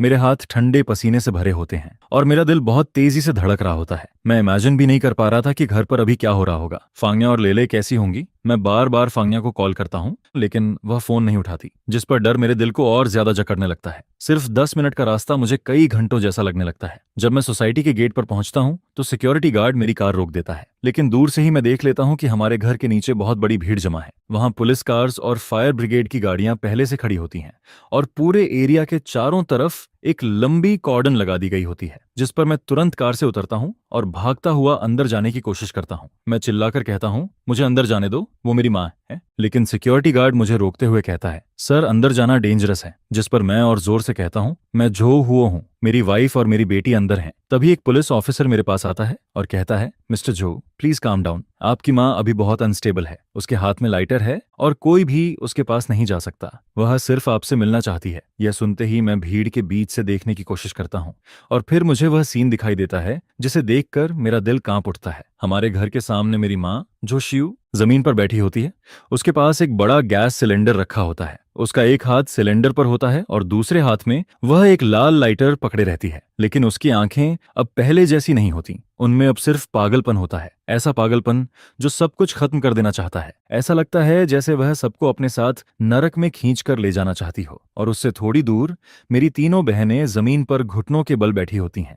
उनके चेहरों पर डर साफ दिखाई दे रहा होता है। असल में वो लोग चाहते थे कि मैं हार मान लूं। वो चाहते थे कि मैं फिर से उन्हें उनके पैसे और फायदे वापस दे दूं, लेकिन वो खुद मरना नहीं चाहती थीं और अब हालात पूरी तरह उनके हाथ से बाहर जा चुके होते हैं। मेरी माँ, जिसे उन्होंने खुद इस हालत तक पहुंचाया था, अब किसी भी समय फटने वाले बॉम्ब की तरह बन चुकी होती है। फिर मेरी माँ अचानक जोर से चिल्लाती है, उस जानवर को यहाँ बुलाओ, मैं उससे मिलना चाहती हूँ। जिस पर पुलिस ऑफिसर मेरी तरफ देखकर कहता है, मिस्टर जो, आपकी माँ की मेंटल कंडीशन अभी बहुत खराब है। हम नहीं चाहते कि आप जाकर उसे और प्रोवोके करें। अगर आपकी कोई बात है तो हम उससे कह सकते हैं। मैं तुरंत पूछता हूँ, मेरी वाइफ और बेटी कहाँ हैं? क्या वो सेफ हैं? जिस पर वह कहता है, उन्हें पीछे के रास्ते से सेफली बाहर निकाल लिया गया है, आप चिंता मत कीजिए। यह सुनते ही मेरे दिल का आधा बोझ उतर जाता है। जब तक फांगन्या और लेले सेफ हैं तब तक बाकी सब संभाला जा सकता है। फिर मैं पुलिस के हाथ से लाउडस्पीकर लेता हूँ और धीरे धीरे अपनी माँ की तरफ बढ़ने लगता हूँ, जिस पर वह मुझे देखते ही पागलों की तरह चिल्लाने लगती है, तुम क्या चाहते हो? तुमने मुझे बर्बाद कर दिया, तुमने इस पूरे फैमिली को खत्म कर दिया, तुमने हमें सबकी नजरों में सड़क का कुत्ता बना दिया। अब मैं चाहती हूँ कि तुम भी पूरी जिंदगी दर्द और राख में जियो। उसकी आंखों में जो पागलपन होता है उसे देखकर मेरी रूह कांप जाती है। तभी मुझे पहली बार समझ आता है कि वह एक्टिंग नहीं कर रही, वह सच में मरना चाहती है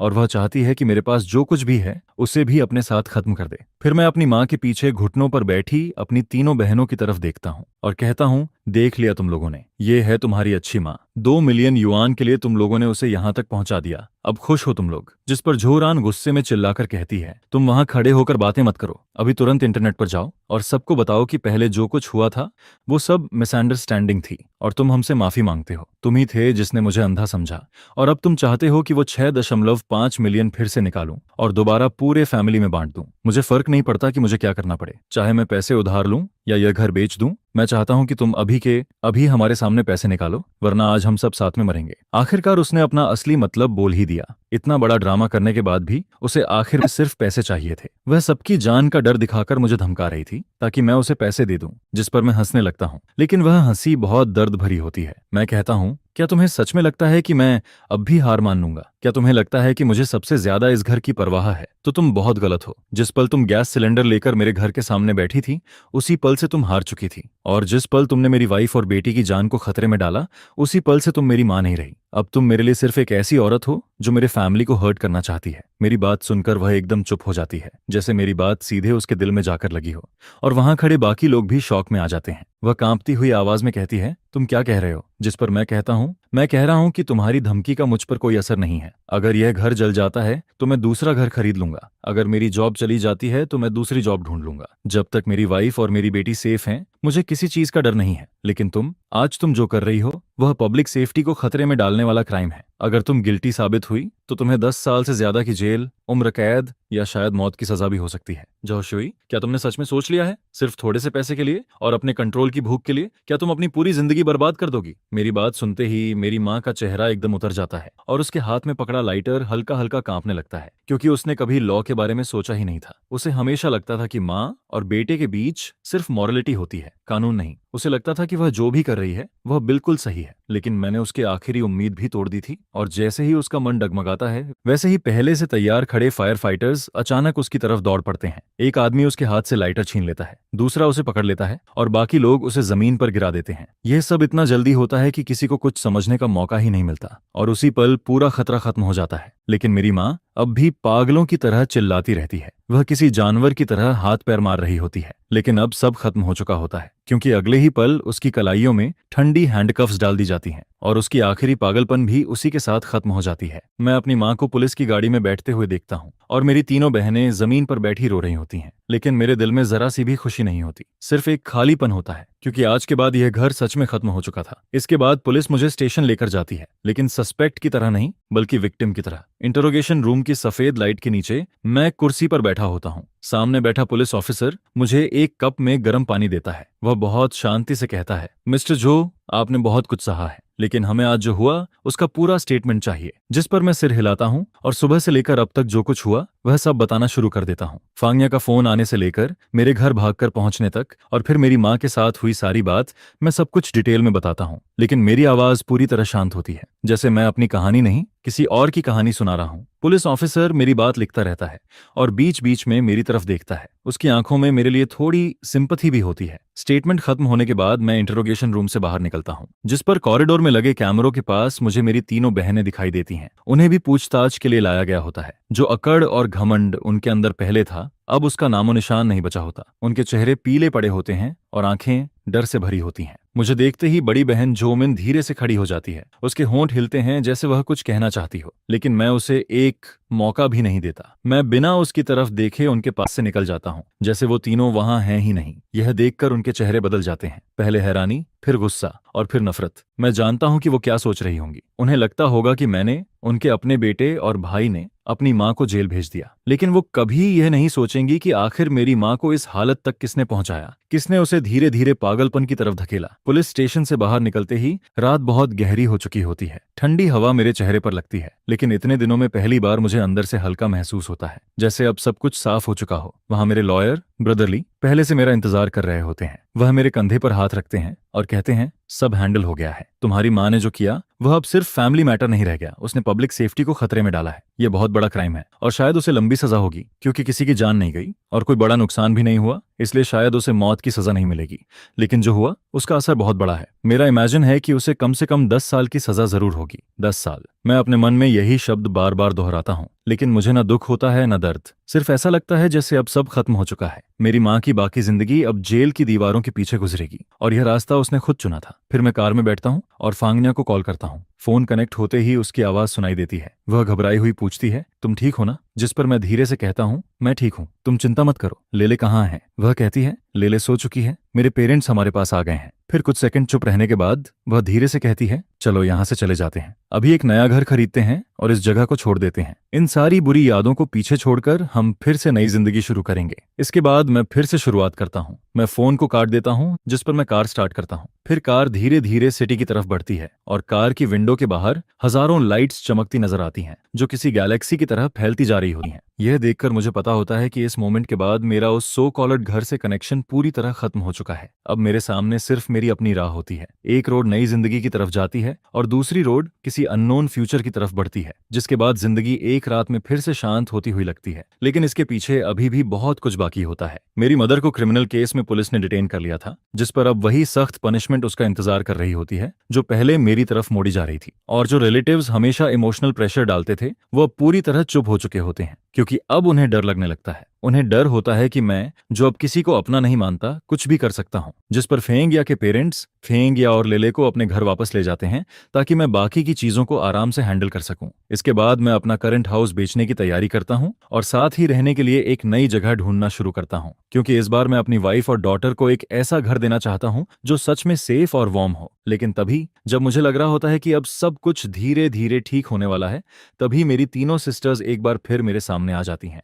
हालांकि इस बार वो मेरे घर या ऑफिस नहीं आती हैं, बल्कि वो लॉयर ली के थ्रू मुझे एक कैफे में मिलने के लिए बुलाती हैं। मैं पहले जाने का कोई इरादा नहीं रखता हूँ, जिस पर लॉयर ली मुझसे कहता है कि उनका एटीट्यूड इस बार बहुत सिंसियर लग रहा है। शायद वो कंपनसेशन और सेटलमेंट की बात करना चाहती हैं। यह सुनकर सिर्फ इस मैटर को हमेशा के लिए खत्म करने के लिए मैं वहां जाने का फैसला करता हूं। फिर जब मैं कैफे में पहुंचता हूं तो मैं देखता हूं कि वो तीनों पहले से वहां बैठी होती हैं, लेकिन सिर्फ कुछ दिनों में ही वो ऐसी लग रही होती हैं जैसे उन पर 10 साल गुजर गए हों। उनके चेहरे की पुरानी चमक पूरी तरह गायब हो चुकी होती है। उसकी जगह सिर्फ थकान और टूटापन नजर आता है। उनकी आंखें अंदर धंस चुकी होती हैं और उनके चेहरे पर सिर्फ सुन्नपन दिखाई देता है, जिस पर जैसे ही वो मुझे देखती हैं वो जल्दी से खड़ी हो जाती हैं। लेकिन मैं कुछ नहीं बोलता हूँ और जाकर उनके सामने बैठ जाता हूँ। लॉयरली भी मेरे बगल में बैठ जाता है। फिर बड़ी सिस्टर धीरे धीरे कहती है, झोरान, हम तुमसे माफी मांगने आए हैं। हमने बहुत गलत किया, हम सब ने गलती की। हमें पैसों के पीछे इतना पागल नहीं होना चाहिए था और हमें तुम्हारे साथ ऐसा बिहेव नहीं करना चाहिए था। जिस पर थर्ड सिस्टर जो यान, जो पहले सबसे ज्यादा एरोगेंट रहती थी,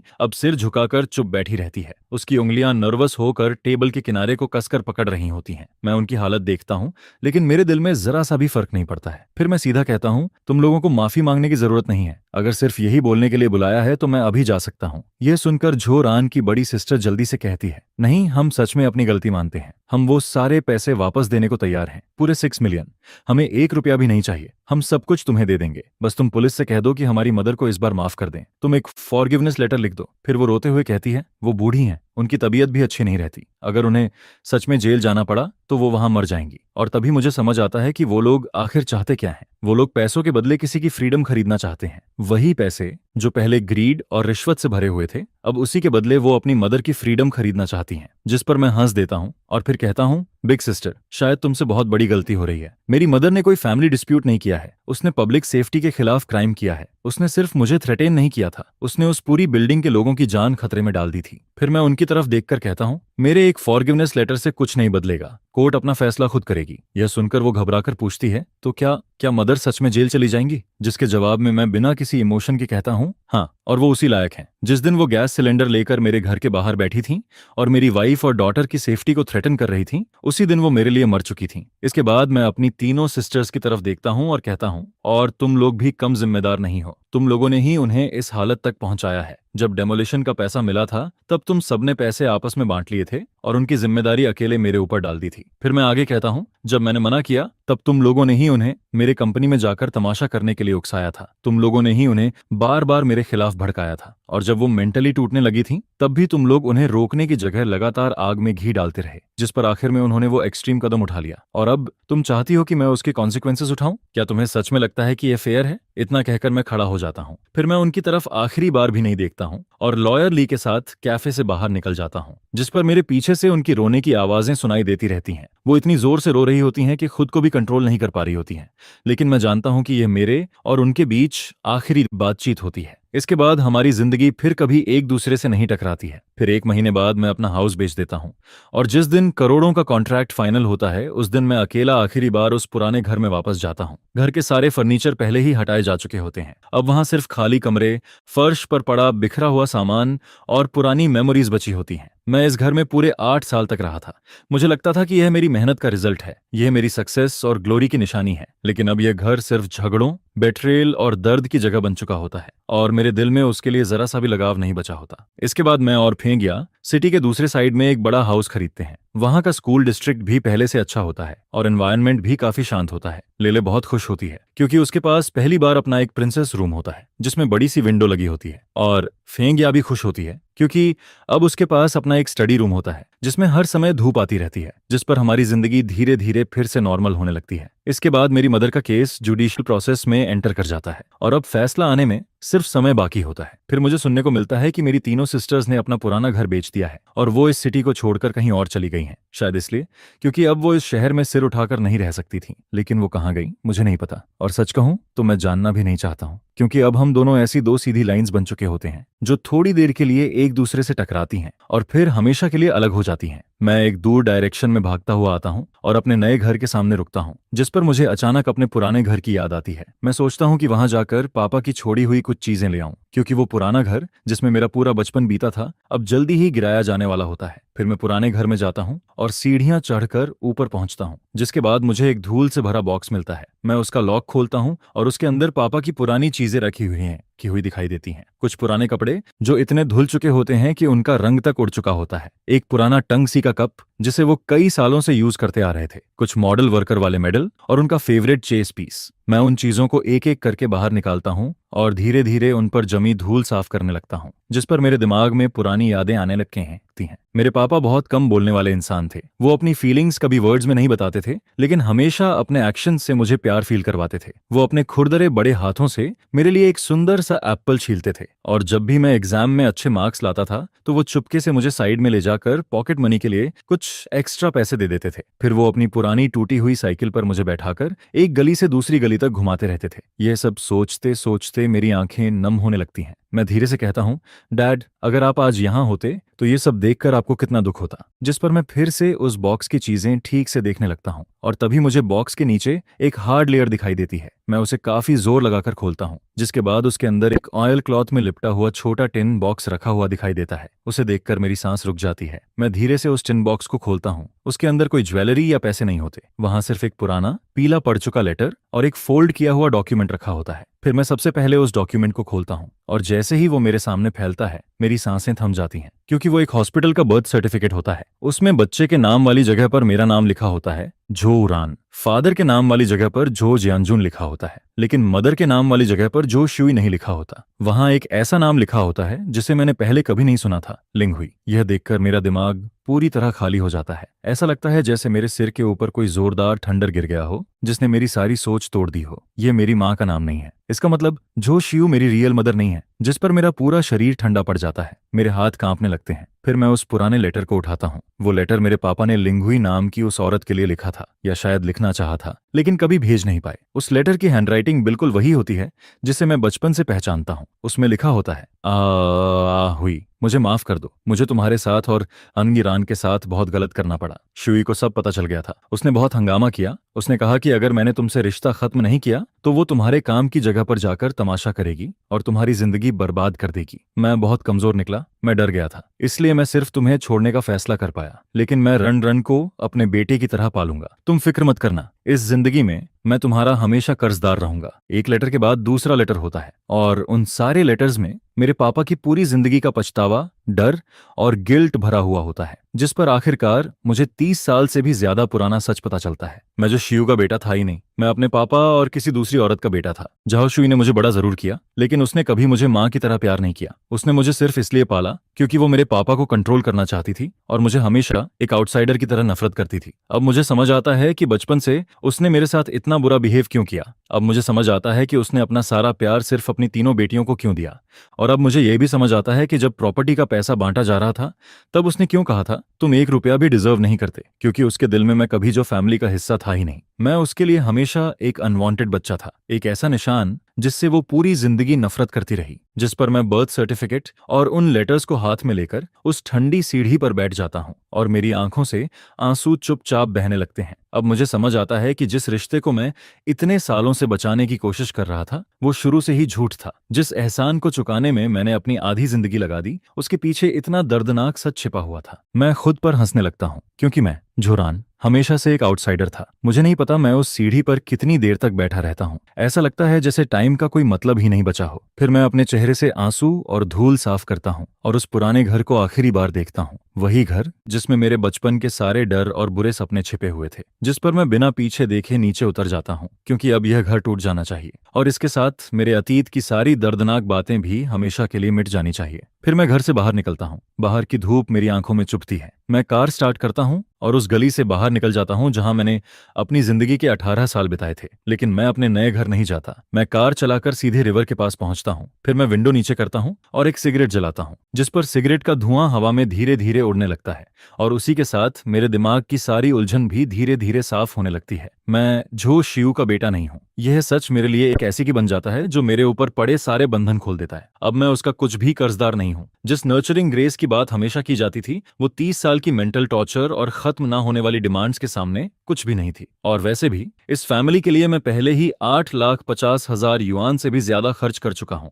इतना सब कुछ देने के बाद मेरा हर कर्ज बहुत बहुत पहले ही खत्म हो चुका होता है। कानून के हिसाब से मैं अभी भी उसका अडॉप्टेड सन माना जाता हूँ, इसलिए मुझे कुछ रिस्पॉन्सिबिलिटी उठानी पड़ेगी। लेकिन दिल से अब हमारे बीच सिर्फ नफरत बची होती है। जिस पर मैं अपना फोन निकालता हूँ और लॉयर ली को कॉल करता हूँ। फोन उठते ही मैं पूछता हूँ, ब्रदर ली, केस कहाँ तक पहुंचा? जिसके जवाब में लॉयर ली कहता है, अभी प्रोसेस चल रही है, सारे फैक्ट्स क्लियर हैं और सारे एविडेंस भी पूरे हैं, इसलिए किसी भी तरह का सरप्राइज नहीं होगा। यह सुनकर मैं धीरे से कहता हूँ, ठीक है, क्योंकि मुझे यहाँ कुछ नई चीजें पता चली हैं। मैंने बस उसे वो सब बता दिया जो मुझे अभी अभी पुराने घर में मिला था। जिस पर फोन के दूसरी तरफ लॉयर ली काफी देर तक चुप रहता है। फिर वो धीरे से कहता है, झोरन, तुम ठीक हो? जिसके जवाब में मैं कहता हूँ, मैं ठीक हूँ ब्रदर ली, मैं बस एक बात जानना चाहता हूँ, क्या मेरी बर्थ स्टोरी का झो शियू के केस पर कोई असर पड़ेगा, या मैं उससे अपना लीगल मदर सन रिलेशन पूरी तरह खत्म कर सकता हूँ? जिस पर लॉयर ली कुछ देर सोचकर कहता है, झोरान, ये मैटर काफी कॉम्प्लिकेटेड है। लॉ के हिसाब से तुम्हारे और झो शियू के बीच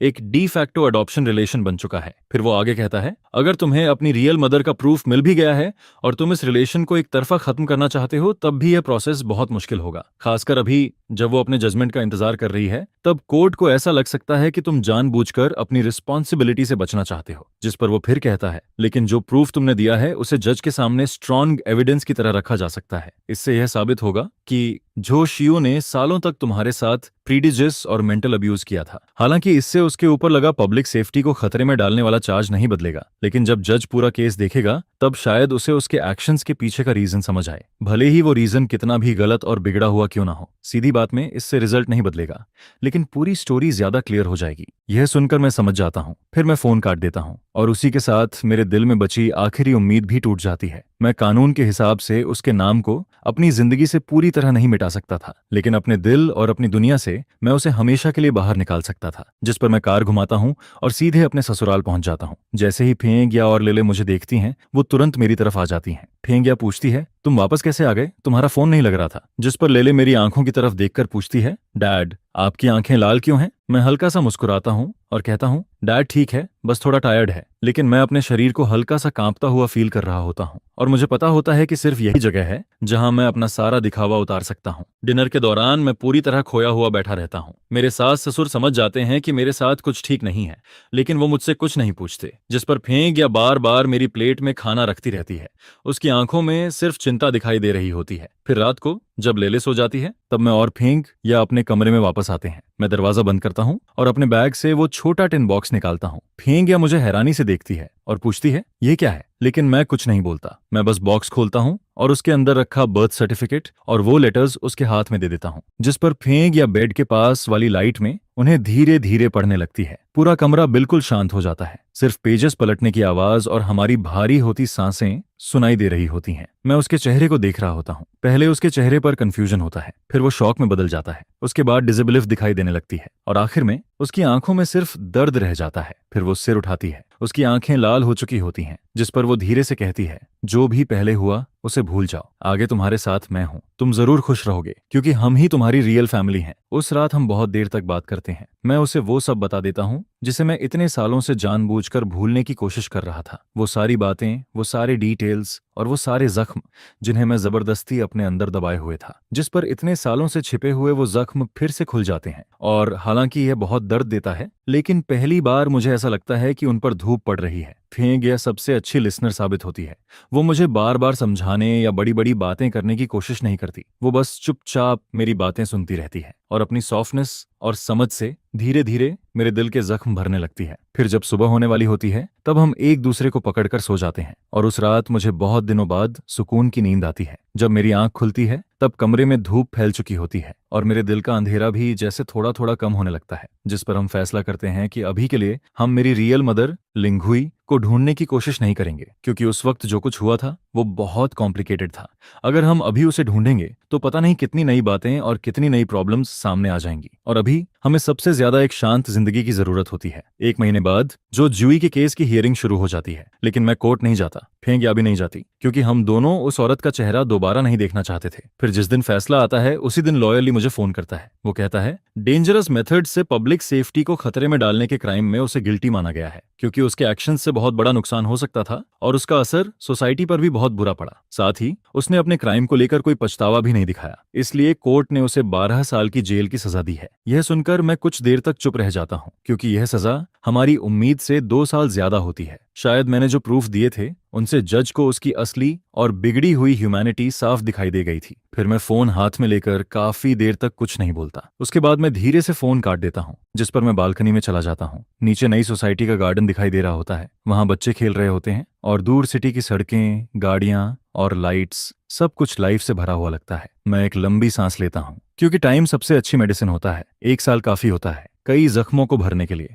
कई पुरानी यादों को धुंधला करने के लिए। अब हमारा नया घर सच में घर जैसा लगने लगा था। वहां हर तरफ वार्मथ और कंफर्ट फील होता था। हर कोने में फेंक या की मुस्कान और लेले की हंसी गूंजती रहती थी। इसके साथ ही मेरा करियर भी पहले से बेहतर होता जा रहा था। पहले जो फैमिली ड्रामा हुआ था, उसका मेरे काम पर कोई बुरा असर नहीं पड़ा, बल्कि कंपनी के सीनियर लोगों ने पहली बार मेरा रिस्पॉन्सिबल और स्ट्रांग साइड देखा था। जिस पर कुछ समय बाद मुझे कंपनी का एग्जीक्यूटिव वाइस प्रेसिडेंट बना दिया जाता है और मुझे एक बहुत बड़े नए प्रोजेक्ट की रिस्पॉन्सिबिलिटी भी मिल जाती है। अब मैं पहले से ज्यादा बिजी रहता हूँ, लेकिन मेरे दिल में पहले से ज्यादा शांति होती है, क्योंकि अब मैं किसी खाली और झूठे घर के लिए नहीं लड़ रहा था। अब मैं अपनी वाइफ, अपनी डॉटर और अपने छोटे से रियल फैमिली के लिए मेहनत कर रहा था। इसके बाद फेंक या अपनी पुरानी जॉब छोड़ देती है और फ्रीलांस ट्रांसलेटर बन जाती है। साथ ही वो फैमिली और पेरेंट चाइल्ड एजुकेशन पर आर्टिकल्स भी लिखने लगती है। अब हमारे पास लेले के साथ स्पेंड करने के लिए पहले से कहीं ज्यादा टाइम होता है। वीकेंड पर हम सब साथ में कंट्री साइड जाते हैं, वहां पिकनिक करते हैं। कभी अमेंसमेंट पार्क जाते हैं तो कभी म्यूजियम घूमने चले जाते हैं, जिस पर लेले का नेचर भी पहले से बहुत ज्यादा चेयरफुल हो जाता है।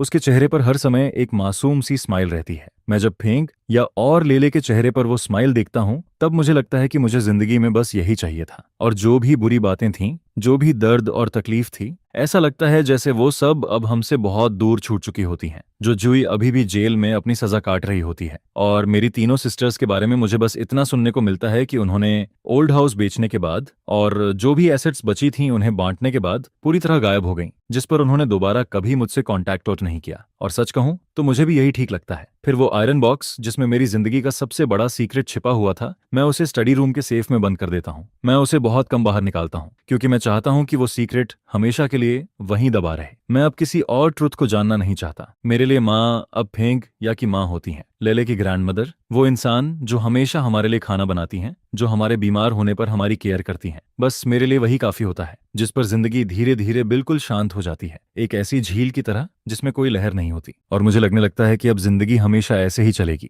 शांति से, खुशी से। लेकिन फिर एक दिन मुझे एक लेटर मिलता है। वो लेटर एक ऐसे शहर से आया होता है जिसका नाम मैंने पहले कभी नहीं सुना था। एनवेलप पुराने क्राफ्ट पेपर का बना होता है, उस पर सेंडर का कोई नाम नहीं लिखा होता, सिर्फ एक अनजान एड्रेस होता है और लेटर भेजे हुए 1 हफ्ता हो चुका होता है। जिस पर मैं थोड़ी क्यूरियोसिटी में उसे खोलता हूँ। उसके अंदर एक प्रिंटेड लेटर रखा होता है। उस लेटर में बहुत कम वर्ड्स लिखे होते हैं, लेकिन उसका हर वर्ड मेरे दिल पर किसी भारी हथौड़े की तरह लगता है। उसमें लिखा होता है, मिस्टर जोरान, नमस्ते। मुझे माफ कीजिए, मैं एक 11 हॉस्पिस सेंटर में सोशल वर्कर हूँ।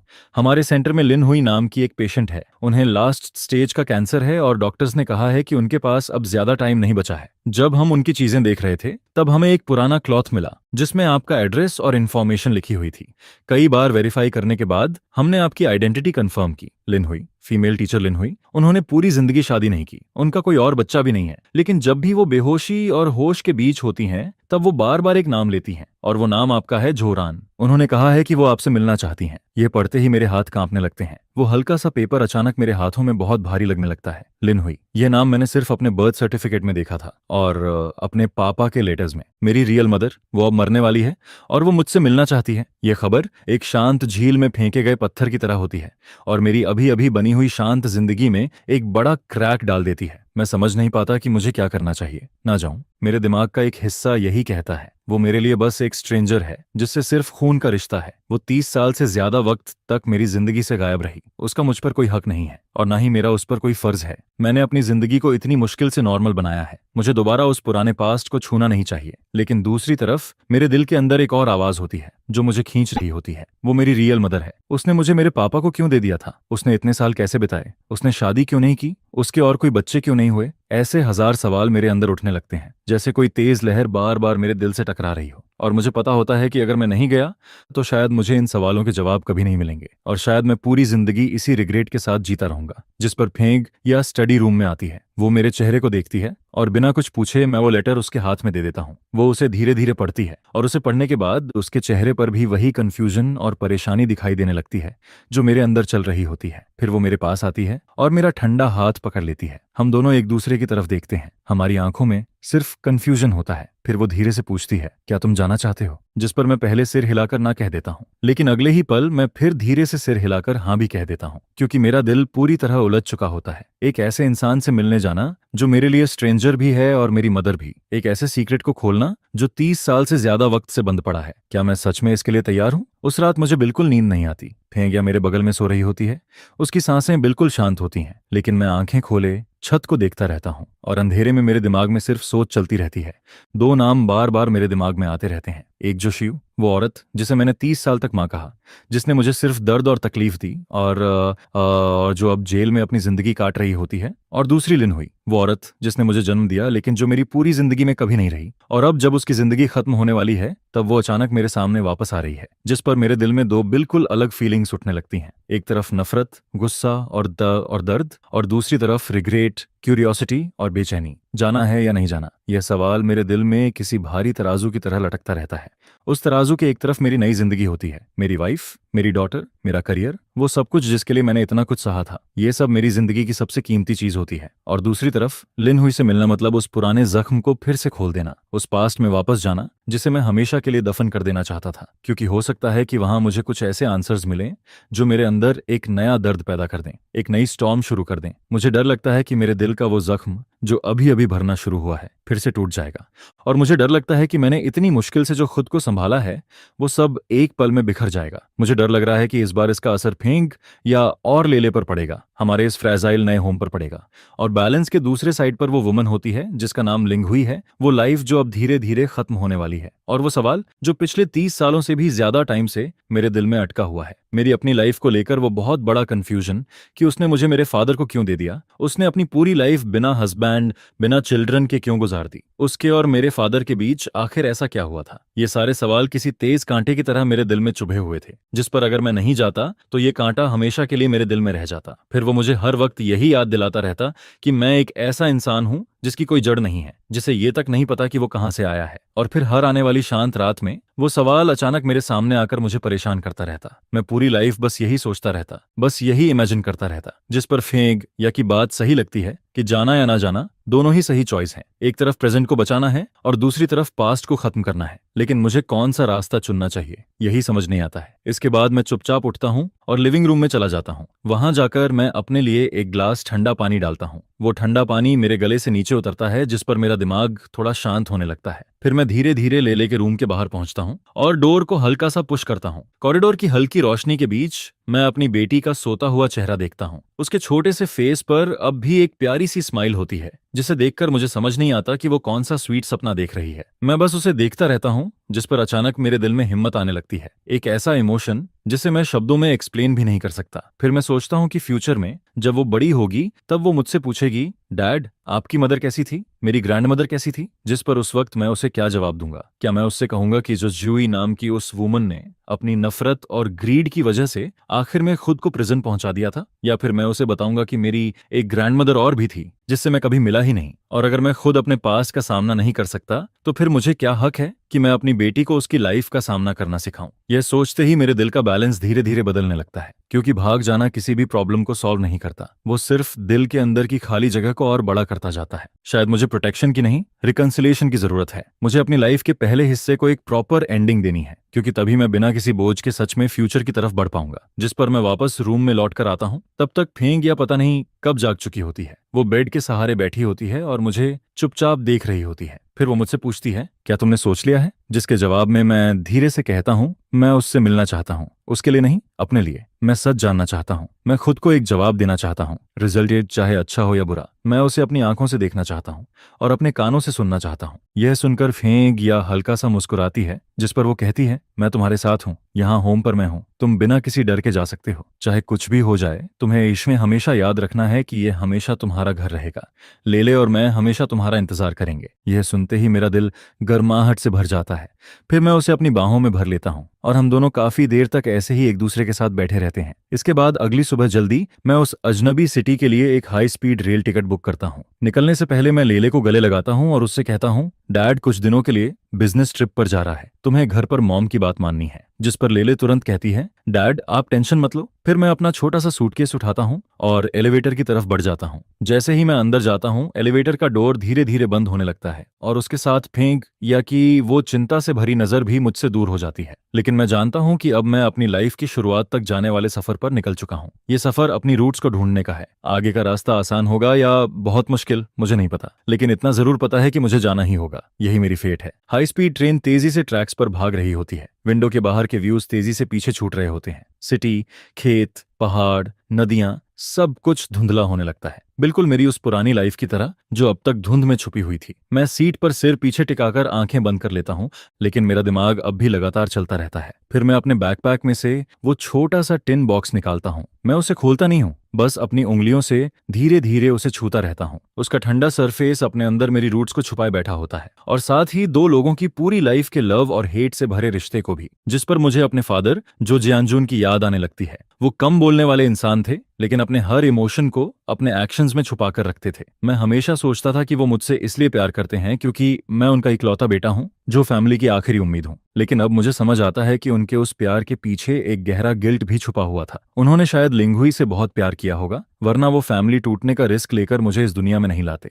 लेकिन शायद वो बहुत कमजोर भी थे, जिस पर जब जो शियू ने उन्हें थ्रेटन किया, तब उन्होंने कॉम्प्रोमाइज करना चुना और सब कुछ सहते हुए जीना चुना। वो एक बहुत कॉन्ट्राडिक्टरी और दुखी इंसान थे, एक ऐसे इंसान जो पूरी लाइफ अपने गिल्ट और अपने फैसलों के बीच फंसा रहा, और शायद मरने तक भी उसे सुकून नहीं मिला। फिर मेरे दिमाग में लिंगुई का ख्याल आता है, मेरी रियल मदर। आखिर वो कैसी वुमन होगी? उसने अपने लेटर में लिखा था कि उसने पूरी लाइफ शादी नहीं की, उसके कोई और बच्चे नहीं हैं। इन छोटे से शब्दों के पीछे कितना दर्द, कितनी लोनलीनेस और कितनी तकलीफ छुपी हुई होगी, यह सोचकर ही मेरा दिल भारी होने लगता है। उसने दोबारा शादी क्यों नहीं की? क्या वो अब भी मेरे फादर से प्यार करती थी, या फिर उसके दिल में हमेशा मेरे लिए एक जगह बची हुई थी? और इन इतने सालों में वो अकेले कैसे जीती रही? क्या उसने कभी मेरे पास आने की कोशिश की थी, या फिर उसके और मेरे फादर के बीच ऐसा कुछ हुआ था जिसने उसे हमेशा के लिए मुझसे दूर रहने पर मजबूर कर दिया था? मेरे दिमाग में एक के बाद एक सवाल घूमने लगते हैं। ऐसे कौन से एग्रीमेंट्स थे जिनके बारे में मुझे कुछ भी नहीं पता? इतने सारे सवाल आपस में उलझकर पूरी तरह मेज बन चुके होते हैं, जिस पर मैं अपने दिमाग में उसकी शक्ल तक इमेजिन करने लगता हूँ। क्या वो मेरी तरह दिखती होगी, या फिर मैं उसकी तरह दिखता हूँ? क्या हमारी आईब्रोज, आंखें, न्यास,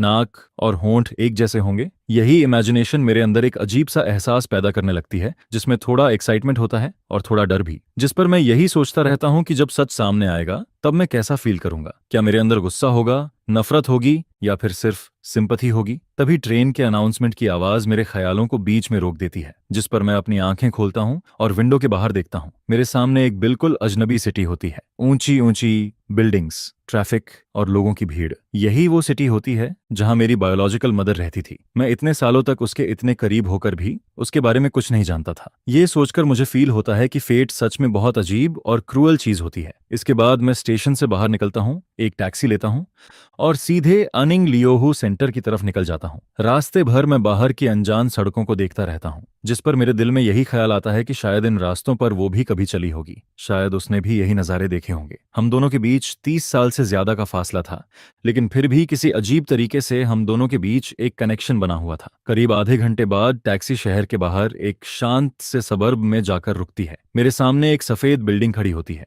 उसके चारों तरफ हरे पेड़ लगे होते हैं और गेट पर एक बोर्ड लगा होता है जिस पर अनिंग लियोहू सेंटर लिखा होता है। उस बोर्ड पर लिखा हुआ ट्रैंक्विलिटी का मतलब इस वक्त मुझे बहुत अजीब लगता है, क्योंकि मेरे दिल के अंदर तो बिल्कुल भी शांति नहीं होती। मैं टैक्सी का पैसा देता हूँ और नीचे उतरकर उस बिल्डिंग के बाहर खड़ा हो जाता हूँ, लेकिन मैं काफी देर तक अंदर नहीं जाता, क्योंकि यही मेरे सफर का आखिरी पड़ाव होता है। उस दरवाजे के दूसरी तरफ मेरी रियल मदर होती है और उसी के साथ मेरी आधी जिंदगी का सच भी छुपा हुआ होता है। मुझे बस उस ग्लास डोर को धक्का देना होता है और सब कुछ सामने आ जाता, लेकिन मेरे पैर जैसे वहीं जम जाते हैं। ऐसा लगता है जैसे मेरे पूरे शरीर पर बहुत भारी बोझ रख दिया गया हो, जिसे मैं हटा नहीं पा रहा हूँ। मैं डर रहा होता हूँ, जिस पर मुझे एहसास होता है कि कुछ सच्चाइयां जितनी करीब आती हैं, इंसान उतना ही ज्यादा डरने लगता है। मैं करीब 10 मिनट तक वहीं खड़ा रहता हूँ। गेट पर खड़ा सिक्योरिटी गार्ड भी मुझे अजीब नजरों से देख रहा होता है। फिर मैं एक लंबी सांस लेता हूँ और खुद को संभालता हूँ। अब पीछे हटने का कोई रीजन नहीं बचा होता, जिस पर मैं अपना थोड़ा बिखरा हुआ कॉलर ठीक करता हूँ और उस भारी डोर को पुश करके अंदर चला जाता हूँ। अंदर का हॉल बिल्कुल शांत होता है। हवा में हल्की सी मेडिसिन और डिसइंफेक्टेंट की स्मेल फैली होती है। फ्रंट डेस्क पर नर्स की यूनिफॉर्म पहने एक यंग लड़की बैठी होती है। मुझे देखते ही वो प्रोफेशनल तरीके से स्माइल करती है और कहती है, हेलो सर, क्या मैं आपकी हेल्प कर सकती हूँ? जिस पर मैं कहता हूँ, मैं किसी से मिलने आया हूँ, मैं लिन हुई नाम की पेशेंट से मिलना चाहता हूँ। यह सुनकर वो तुरंत कहती है, ओ आंट लिन हुई, आप उनके फैमिली मेंबर हैं? जिस पर मैं हल्का सा सिर हिलाता हूँ। फिर वो कहती है, ठीक है, प्लीज मेरे साथ आइए। लियू शोगोंग ने पहले ही बताया था कि आप आने वाले हैं। उन्होंने कहा था कि आप अब तक पहुंच ही जाएंगे। मैं चुपचाप उसके पीछे चलने लगता हूँ। हम दोनों एक लंबे और शांत कॉरिडोर से गुजरते हैं। कॉरिडोर के दोनों तरफ बने कमरों में ऐसे लोग होते हैं जो अपनी जिंदगी की आखिरी लड़ाई लड़ रहे होते हैं। वहां कोई शोर नहीं होता, कोई आवाज नहीं होती, सिर्फ एक अजीब सी खामोशी होती है जो इंसान का दम घोंटने लगती है। इसके बाद नर्स मुझे एक ऑफिस के बाहर लेकर रुकती है। फिर वो डोर नॉक करती है और अंदर देखकर कहती है, सिस्टर लियू, आंट लिन के फैमिली मेंबर आ गए हैं। अंदर से एक औरत बाहर आती है। वो मुझे देखकर कहती है, हेलो, मैं लियू शिन हूँ। आप और आंट लिन के बारे में मुझे सब पता है। अंदर आइए, बैठकर बात करते हैं। मैं उसके साथ ऑफिस के अंदर चला जाता हूँ, जिस पर वो धीरे से कहती है, मिस्टर जो, यहाँ आने के लिए थैंक यू। आंट लिन के पास अब ज्यादा टाइम नहीं बचा है। इस वक्त आपको देखना ही उनके लिए सबसे बड़ा सहारा है। ये सुनकर मैं तुरंत पूछता हूँ, वो अब कैसी हैं? जिस पर लियू शिन कुछ देर चुप रहती है, फिर कहती है, कैंसर सेल्स उनके पूरे शरीर में फैल चुके हैं। अब वो सिर्फ मेडिसिन के सहारे हैं। ज्यादातर टाइम वो कोमा में रहती हैं। कभी कभी थोड़ी देर के लिए होश में आती हैं, लेकिन जब वो सो रही होती हैं तब भी वो बार बार आपका नाम लेती रहती हैं। यह सुनते ही मेरा दिल जैसे रुक जाता है। फिर मैं धीरे से पूछता हूँ, उन्होंने इतने साल कैसे बिताए?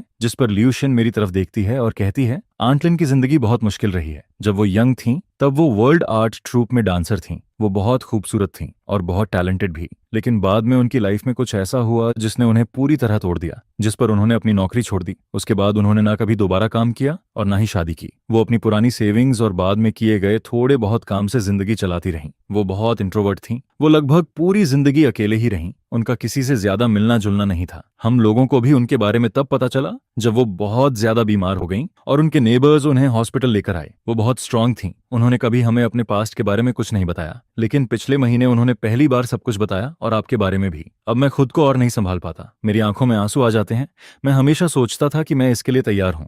मुझे लगता था कि मैं सब कुछ आराम से सुन लूंगा, लेकिन जब किसी अजनबी के मुंह से ये बातें निकलती हैं तो मेरे अंदर की सारी हिम्मत एक पल में टूट जाती है। जिस पर मुझे पहली बार एहसास होता है कि उसने मुझसे प्यार नहीं करना बंद नहीं किया था, वो बस मुझे प्यार नहीं कर पाई। लियूशिन मुझे नहीं रोकती, वो बस चुपचाप मेरे सामने कुछ टिश्यूज रख देती है। थोड़ी देर बाद जब मैं थोड़ा शांत होता हूं तब वो धीरे से कहती है, मिस्टर जो, मुझे पता है कि यह सब आपके लिए बहुत अचानक है और बहुत पेनफुल भी। मुझे नहीं पता आपके बीच क्या हुआ था, लेकिन मैं इतना जरूर फील कर सकती हूँ कि आंट लिन का प्यार आपके लिए बिल्कुल रियल था। वो अभी 3rd फ्लोर के रूम 307 में है। अभी वो सो रही हैं, शायद थोड़ी देर में उठ जाएं। क्या आप उनसे मिलना चाहेंगे? मैं अपनी आंखों के आंसू पोंछता हूँ और धीरे से सिर हिला देता हूँ। अब मेरे पास पीछे हटने का कोई रास्ता नहीं बचा होता, जिस पर मैं लियू शिन के साथ ऑफिस से बाहर निकलता हूँ और एलिवेटर में चढ़ जाता हूँ। एलिवेटर के अंदर की हवा जैसे पूरी तरह जम चुकी होती है और उस खामोशी के बीच मुझे सिर्फ अपने दिल की तेज धड़कन सुनाई दे रही होती है। एलिवेटर 3rd फ्लोर पर जाकर रुकता है। यहाँ का कॉरिडोर 1st फ्लोर से भी ज्यादा शांत और डिप्रेसिंग लगता है। हर रूम का डोर बंद होता है और उन डोर्स के पीछे कोई ना कोई इंसान अपनी जिंदगी की आखिरी लड़ाई लड़ रहा होता है, जिस पर लियू शोगोंग रूम 307 के बाहर जाकर रुकती है। फिर वो अंदर वाले डोर की तरफ इशारा करके कहती है, यही है, मैं अंदर नहीं जाऊंगी। तुम मदर और सन को थोड़ा स्पेस देती हूँ, अगर किसी चीज की जरूरत पड़े तो बेल दबा देना। इतना कहकर वो हल्का सा सिर हिलाती है और वहां से चली जाती है। अब मैं अकेला रूम 307 के बाहर खड़ा होता हूँ। डोर पर एक नेम प्लेट लगी होती है जिस पर लिंगुई लिखा होता है। मैं यह नाम पहले भी देख चुका था, अपने बर्थ सर्टिफिकेट पर, अपने फादर के लेटर में, और अब वही नाम मेरे सामने होता है। उस डोर के पीछे वो वूमन होती है जिसने मुझे जन्म दिया, लेकिन मेरी आधी जिंदगी में कभी मेरे साथ नहीं रही। मैं अपना हाथ उठाता हूँ, लेकिन फिर भी उस डोर को खोल नहीं पाता। मेरी हथेलियों में पसीना आने लगता है। मुझे खुद समझ नहीं आता कि मैं किस चीज से डर रहा हूँ। क्या मैं एक बीमार, टूटी हुई पेशेंट को देखने से डर रहा हूँ, या फिर उस चेहरे को देखने से जो मेरी तरह होगा लेकिन मेरे लिए बिल्कुल अजनबी होगा। मैं सिर्फ इतना जानता हूँ कि यह डोर मेरी जिंदगी के हर दूसरे डोर से ज्यादा भारी लगता है। जिस पर मैं अपनी आंखें बंद करता हूँ, एक लंबी सांस लेता हूँ, और तभी मेरे दिमाग में फिंगेक या और लेले के चेहरे आ जाते हैं। उनकी मुस्कान मुझे थोड़ी हिम्मत देती है। फिर मैं आंखें खोलता हूँ। अब मेरी नजर पहले से ज्यादा स्ट्रांग होती है। मैं धीरे से हाथ बढ़ाता हूँ और रूम का डोर खोल देता हूँ। रूम के अंदर काफी अंधेरा होता है, कर्टन्स बंद होते हैं, हवा में मेडिसिन की तेज स्मेल फैली होती है। रूम के बीच में एक हॉस्पिटल बेड होता है। उस बेड पर एक बहुत पतली और कमजोर वूमन लेटी होती है। उसके शरीर में कई ट्यूब्स लगी होती हैं जो बगल में रखी मशीन से जुड़ी होती हैं। मशीन से लगातार बीप की आवाज आ रही होती है। उसके बाल लगभग झड़ चुके होते हैं, चेहरा झुर्रियों से भरा होता है, स्किन पीली और बेजान लग रही होती है। उसके चेहरे पर बिल्कुल भी खून नहीं होता। यह मेरी माँ होती है। यही वो वूमन होती है जो कभी एक टैलेंटेड डांसर थी, लेकिन अब उसे देखकर मुझे अपनी आंखों पर यकीन नहीं होता। टाइम और बीमारी ने उसे पूरी तरह तोड़ दिया था। मैं धीरे धीरे उसके बेड के पास जाता हूँ और उसके चेहरे को ध्यान से देखता हूँ। वो चेहरा मेरे लिए पूरी तरह अजनबी होता है, लेकिन पता नहीं क्यों उस अजनबी चेहरे में मुझे कुछ अपना सा फील होता है। उसकी ऊंची नाक, उसके होंठों का शेप, सब कुछ देखकर मुझे लगता है जैसे मैं खुद को देख रहा हूँ। मैं समझ नहीं पाता कि यह कैसा एहसास है, लेकिन इतना जरूर फील होता है कि हमारे बीच कोई ऐसा कनेक्शन है जिसे वर्ड्स में एक्सप्लेन नहीं किया जा सकता। मैं बस बेड के पास खड़ा होकर उसे देखता रहता हूँ। मेरे अंदर ना कोई गुस्सा होता है, ना नफरत, सिर्फ दुख होता है, बहुत ज्यादा दुख। तभी अचानक उसकी आईलैशेस हल्का सा हिलती हैं। फिर वो धीरे धीरे अपनी आंखें खोलती है। उसकी आंखें बहुत कमजोर होती हैं, उनमें थकान, दर्द और टूटा हुआ सा एहसास होता है। लेकिन जैसे ही उसकी नजर मुझ पर पड़ती है, उसकी आंखों में अचानक एक अजीब सी चमक आ जाती है। उस चमक में शौक होता है, खुशी होती है, गिल्ट होता है, और बहुत सालों से दबा हुआ प्यार होता है। हम दोनों बस एक दूसरे को देखते रहते हैं। ऐसा लगता है जैसे उस पल में टाइम रुक गया हो। उसके होंठ हल्के हल्के कांपने लगते हैं। वो कुछ कहना चाहती है, लेकिन कमजोरी की वजह से आवाज नहीं निकल पाती। फिर उसके सूखे हुए होंठों से बहुत धीरे एक शब्द निकलता है, रान रान। ये मेरा निकनेम होता है। मुझे इस नाम से सिर्फ मेरे फादर बुलाते थे। जाओ शुए ने कभी मुझे इस नाम से नहीं बुलाया। वो हमेशा मुझे जो रन कहती थी या फिर कुछ और, जिस पर मेरा पूरा शरीर एकदम फ्रीज हो जाता है। मेरे दिल के सबसे अंदर से एक अजीब सा दर्द उठता है और पूरे शरीर में फैल जाता है। मैं कुछ कहना चाहता हूँ, लेकिन मेरे गले से आवाज ही नहीं निकलती। मैं समझ नहीं पाता कि उसे क्या कहूँ। मिसेस लिन, आंट, या फिर वो वर्ड जिसे मैंने कभी नहीं कहा, लेकिन जो मेरी जिंदगी में सबसे ज्यादा इंपॉर्टेंट था। मैं उसे मान नहीं कह पाता। जिस पर उसकी आंखों से आंसू और तेजी से निकलने लगते हैं। उसके आंसू उसकी झुर्रियों वाली आंखों से बहते हुए तकिए पर गिरने लगते हैं। वो बहुत मुश्किल से अपना हाथ उठाने की कोशिश करती है, जिस पर मैं बिना सोचे अपना हाथ आगे बढ़ा देता हूँ और उसका हाथ पकड़ लेता हूँ। उसका हाथ बहुत पतला, सूखा और बिल्कुल ठंडा होता है, लेकिन मेरी हथेली में वो हल्का हल्का कांप रहा होता है। वो मेरे हाथ को पकड़कर धीरे से कहती है, तुम बिल्कुल अपने फादर जैसे हो। यह सुनते ही मेरे दिल में फिर से दर्द उठता है। फिर आखिरकार मुझे अपनी आवाज मिलती है। मेरी आवाज कांप रही होती है और बहुत कमजोर लग रही होती है। मैं उससे पूछता हूँ, क्यों? आपने ऐसा क्यों किया? आपने मुझे जन्म क्यों दिया? अगर आपको मुझे अपने पास नहीं रखना था, आपने मुझे उस औरत के पास क्यों भेज दिया? आपने मुझे 30 साल तक ये फील क्यों करवाया कि मैं किसी की गलती हूँ? ये सारे सवाल इतने सालों से मेरे अंदर दबे हुए होते हैं और अब मैं उनके जवाब चाहता हूँ। मैं ऐसा जवाब चाहता हूँ जो मेरी आधी जिंदगी के दर्द को समझा सके। लिंगुई मेरी तरफ देखती है। उसकी कमजोर आंखों में दुख साफ दिखाई देता है। फिर वो अपनी बची हुई सारी ताकत इकट्ठा करती है और धीरे धीरे बोलना शुरू करती है। तुम्हारे फादर और मैं एक दूसरे से बहुत प्यार करते थे। हम आर्ट ट्रूप में मिले थे। वो ई रहू बजाते थे और मैं डांस करती थी। हम शादी करने वाले थे। यह सुनते ही मैं चुपचाप उसे देखता रहता हूँ, जिस पर वो आगे कहती है, लेकिन फिर जो शिव आ गई। वो भी तुम्हारे फादर को पसंद करती थी, लेकिन तुम्हारे फादर उसे पसंद नहीं करते थे। जिस पर उसने तुम्हारे फादर को अपने साथ बांधने के लिए हर तरीका अपनाया। फिर तुम्हारी बड़ी बहन पैदा हुई। तुम्हारे फादर बहुत सीधे इंसान थे। उन्हें लगा कि अब उनकी जिम्मेदारी है, इसीलिए उन्होंने जो शिव से शादी कर ली। मैं तुरंत पूछता हूँ, फिर मेरा क्या? जिस पर वो मेरी तरफ देखती है और उसकी आंखों से आंसू फिर बहने लगते हैं। शादी के बाद भी तुम्हारे फादर खुश नहीं थे। वो छुपकर मुझसे मिलने आते थे। हम दोनों खुद को रोक नहीं पाए और फिर तुम आए। यह कहते हुए उसके चेहरे पर बहुत हल्की सी मुस्कान आ जाती है। तुम्हारा आना मेरी जिंदगी का सबसे खुश दिन था। भले ही हमें सब कुछ छुपकर करना पड़ रहा था, लेकिन फिर भी मैं उस खुशी को फील कर सकती थी। तुम मेरे पेट में दिन ब दिन बड़े हो रहे थे, जिस पर मुझे लगने लगा था कि सब कुछ वर्थ इट है। लेकिन वो खुशी ज्यादा समय तक नहीं रही। जो जूई को सब पता चल गया, वो पागलों की तरह मेरे पास आई।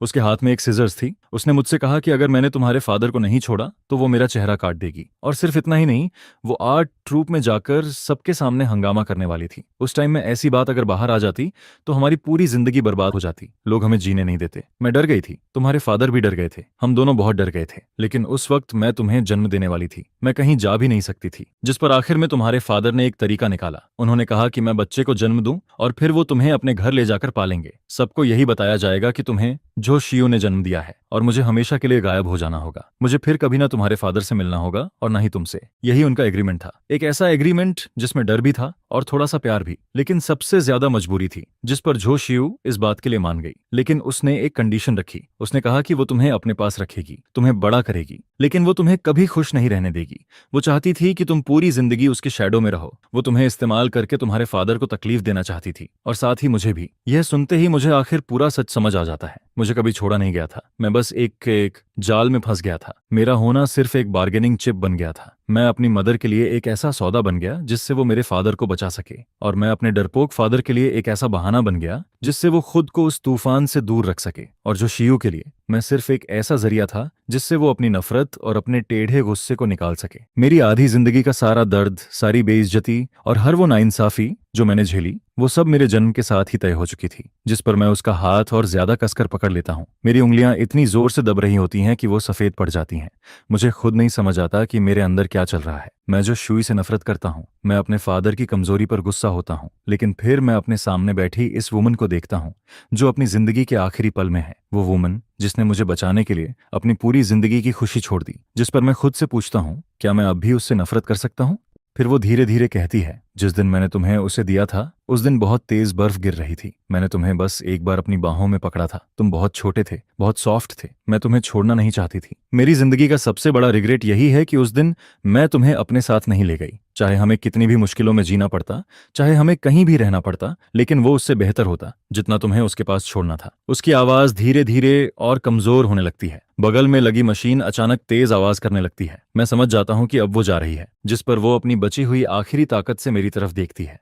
उसकी आंखों में एक रिक्वेस्ट होती है, एक ऐसी रिक्वेस्ट जिसे मैं बिना कुछ कहे समझ जाता हूँ। वो सिर्फ एक बार मुझसे कुछ सुनना चाहती है, एक ऐसा वर्ड जो मैंने उसे 30 सालों तक कभी नहीं कहा, और शायद वही एक चीज थी जिसे सुनने के लिए वो पूरी जिंदगी इंतजार करती रही। मैं उसकी तरफ देखता हूँ, उस वुमन की तरफ जिसने मुझे जिंदगी दी लेकिन खुद पूरी जिंदगी दर्द में जीती रही। मेरे अंदर का सारा गुस्सा, शिकायत, दुख और वो प्यार जिसे मैं अभी अभी समझ पाया था, सब एक साथ बाहर आने लगता है। जिस पर मैं धीरे से झुकता हूँ, उसके कान के पास जाता हूँ और अपनी पूरी ताकत से वो 2 शब्द कह देता हूँ, माँ। मेरी आवाज बहुत धीमी होती है, लेकिन ऐसा लगता है जैसे मैंने अपने दिल का सबसे बड़ा बोझ उतार दिया हो। हॉस्पिटल बेड पर लेटी वो वुमन जैसे ही यह वर्ड सुनती है उसका पूरा शरीर हल्का सा कांप जाता है। उसकी बुझती हुई आंखों में अचानक फिर से एक चमक आ जाती है। फिर वो चमक धीरे धीरे एक सुकून में बदल जाती है। उसके होंठों पर बहुत मुश्किल से एक छोटी सी स्माइल आती है, एक ऐसी स्माइल जिसका इंतजार उसने 30 सालों तक किया था। उसकी आंखों से एक आंसू निकलता है, लेकिन इस बार वो आंसू पहले की तरह भारी नहीं होता। वो बिल्कुल साफ होता है, जैसे उसने अपनी पूरी जिंदगी का दर्द उसी एक आंसू के साथ बाहर निकाल दिया हो। फिर वो बहुत धीरे से जवाब देती है।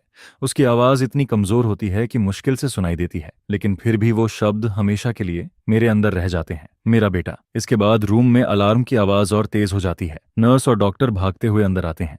वो लोग उसे बचाने की कोशिश करने लगते हैं, लेकिन मुझे पता होता है कि अब कुछ नहीं हो सकता। उसकी आखिरी ख्वाहिश पूरी हो चुकी थी। उसके पास जो आखिरी ताकत बची थी वो भी खत्म हो चुकी थी। मैं वहां से हटता नहीं हूँ, मैं बस उसका हाथ पकड़े रहता हूँ। फिर मैं अपना फोन निकालता हूँ और गैलरी खोलता हूँ। मैं उसके सामने फेंक या और लेले की फोटो लेकर आता हूँ। फोटो में दोनों धूप में हंस रही होती हैं, जिस पर मैं उससे कहता हूँ, माँ देखो, ये मेरी वाइफ फेंगिया है और ये मेरी बेटी लेले है। वो 5 साल की है, वो आपकी ग्रैंड डॉटर है। मुझे नहीं पता कि वो अब भी मुझे सुन पा रही थी या नहीं, लेकिन फिर भी मैं उसे सब कुछ बताना चाहता था। मैं चाहता था कि वो ये जान जाए कि उसका बेटा दर्द से हार नहीं गया। उसका बेटा बड़ा हुआ, उसने अपनी फैमिली बनाई और उसे अपनी खुशी मिल गई। उसका सैक्रिफाइस बेकार नहीं गया। जिस पर उसकी नजर फोन की स्क्रीन पर टिक जाती है, खासकर लेले की हंसती हुई तस्वीर पर। उसके होंठों पर आई स्माइल थोड़ी और बड़ी हो जाती है। फिर उसके होंठ बहुत हल्के से हिलते हैं। मैं उसके और करीब जाता हूँ और बहुत मुश्किल से उसके शब्द सुन पाता हूँ, बहुत अच्छा। फिर मैं उसका हाथ पकड़कर कहता हूँ, माँ आप चिंता मत करो, मैं ठीक रहूंगा। मैं फेंक गया और लेले का अच्छे से ख्याल रखूंगा। और मैं लेले को जरूर बताऊंगा कि उसकी एक ग्रैंड मदर थी जो उससे बहुत प्यार करती थी। वो बस बहुत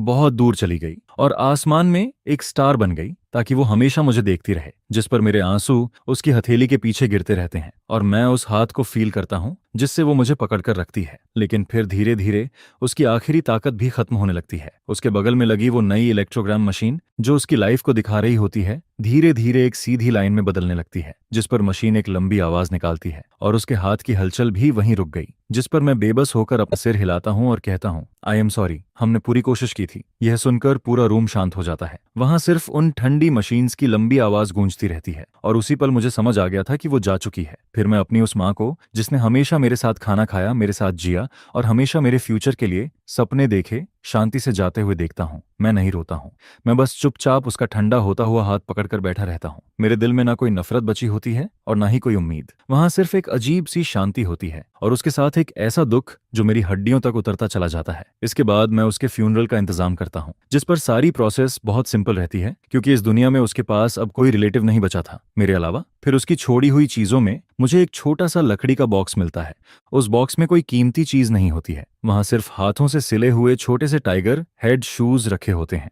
वो शूज पुराने जरूर थे, लेकिन अभी भी बहुत संभाल कर रखे गए थे। उनके सोल पर लाल धागे से 2 छोटे वर्ड्स खड़े हुए होते हैं, जिस पर बॉक्स के सबसे नीचे मुझे एक पुरानी पीली पड़ चुकी ब्लैक एंड व्हाइट फोटो मिलती है। उस फोटो में एक जवान लड़की डांस कॉस्ट्यूम पहने खड़ी होती है और उसकी आंखें और चेहरा बिल्कुल मेरी तरह लगते हैं। उस फोटो के पीछे छोटे छोटे वर्ड्स लिखे होते हैं, may there be no children, peace and joy in a lifetime. और जिस दिन उस पर साइन किया गया था वही दिन था जिस दिन मैं पैदा हुआ था। यह देखकर मैं उन टाइगर शूज को कसकर पकड़ लेता हूँ और फोटो को देखता रहता हूँ, जिस पर मेरी आंखों से आंसू एक बार फिर गिरने लगते हैं। तब मुझे समझ आता है कि पिछले 30 सालों से भी ज्यादा समय तक मेरी जानकारी के बिना वो मुझे इसी तरह प्यार करती रही थी और उसने मुझे कभी अपनी जिंदगी से दूर नहीं किया था। इसके बाद मैं उसके लिए एक शांत पहाड़ी पर, जहां से सूरज निकलता हुआ साफ दिखाई देता है, एक जगह चुनता हूँ और उसके फ्यूनरल वाले दिन वहां सिर्फ मैं अकेला खड़ा होता हूँ। फिर मैं उस छोटे टिन बॉक्स को, जिसमें उसकी जिंदगी का सीक्रेट, मेरे पिता का लेटर और वो टाइगर शूज रखे होते हैं, उसकी राख के साथ रख देता हूँ और धीरे से कहता हूँ, मॉम डैड, मुझे नहीं पता कि तुम दोनों किसी दूसरी दुनिया में मिलोगे या नहीं। जिस पर मैं आगे कहता हूँ, लेकिन अगर तुम मिले तो मैं बस यही चाहता हूं कि तुम अपना सारा गिल्ट और डर छोड़ दो और एक नई शुरुआत करो। जहां तक जो शियू की बात है और उन तीनों सिस्टर्स की बात है, अब वो मेरे लिए इंपॉर्टेंट नहीं रह गए थे, क्योंकि जिस पल मेरी रियल माँ की आंखें उस राख के बर्तन पर बंद हुई थीं, उसी पल मेरी जिंदगी के पहले हिस्से की सारी शिकायतें और दर्द खत्म हो गए थे। फिर मैं उस लकड़ी की कब्र के सामने बहुत देर तक खड़ा रहता हूँ, यहाँ तक कि डूबता हुआ सूरज मेरी परछाई को बहुत लंबा कर देता है और मैं उसी जगह चुपचाप खड़ा रहता हूँ। इसके बाद मैं मुड़ता हूँ और पहाड़ से नीचे उतरने लगता हूँ, लेकिन मैं एक बार भी पीछे मुड़कर नहीं देखता, क्योंकि मैं जानता हूँ कि मेरा फ्यूचर उस पुराने पास्ट में नहीं है, वो नीचे पहाड़ के नीचे है, उस जगह पर जहाँ स्क्वायर क्लिफ है, जहाँ खुशी है, और वही मेरी रियल होम है। और आखिरकार मैं घर वापस आ जाता हूँ। जैसे ही मैं डोर खोलता हूँ, खाने की खुशबू पूरे घर में फैल जाती है, जिस पर लेले लिविंग रूम से एक छोटी चिड़िया की तरह भागती हुई आती है और सीधे मेरी बाहों में कूद जाती है। आह फेन, तुम वापस आ गए। लेले को तुम्हारी बहुत याद आती है। जिस पर मैं उसे कसकर गले लगाता हूँ और कहता हूँ,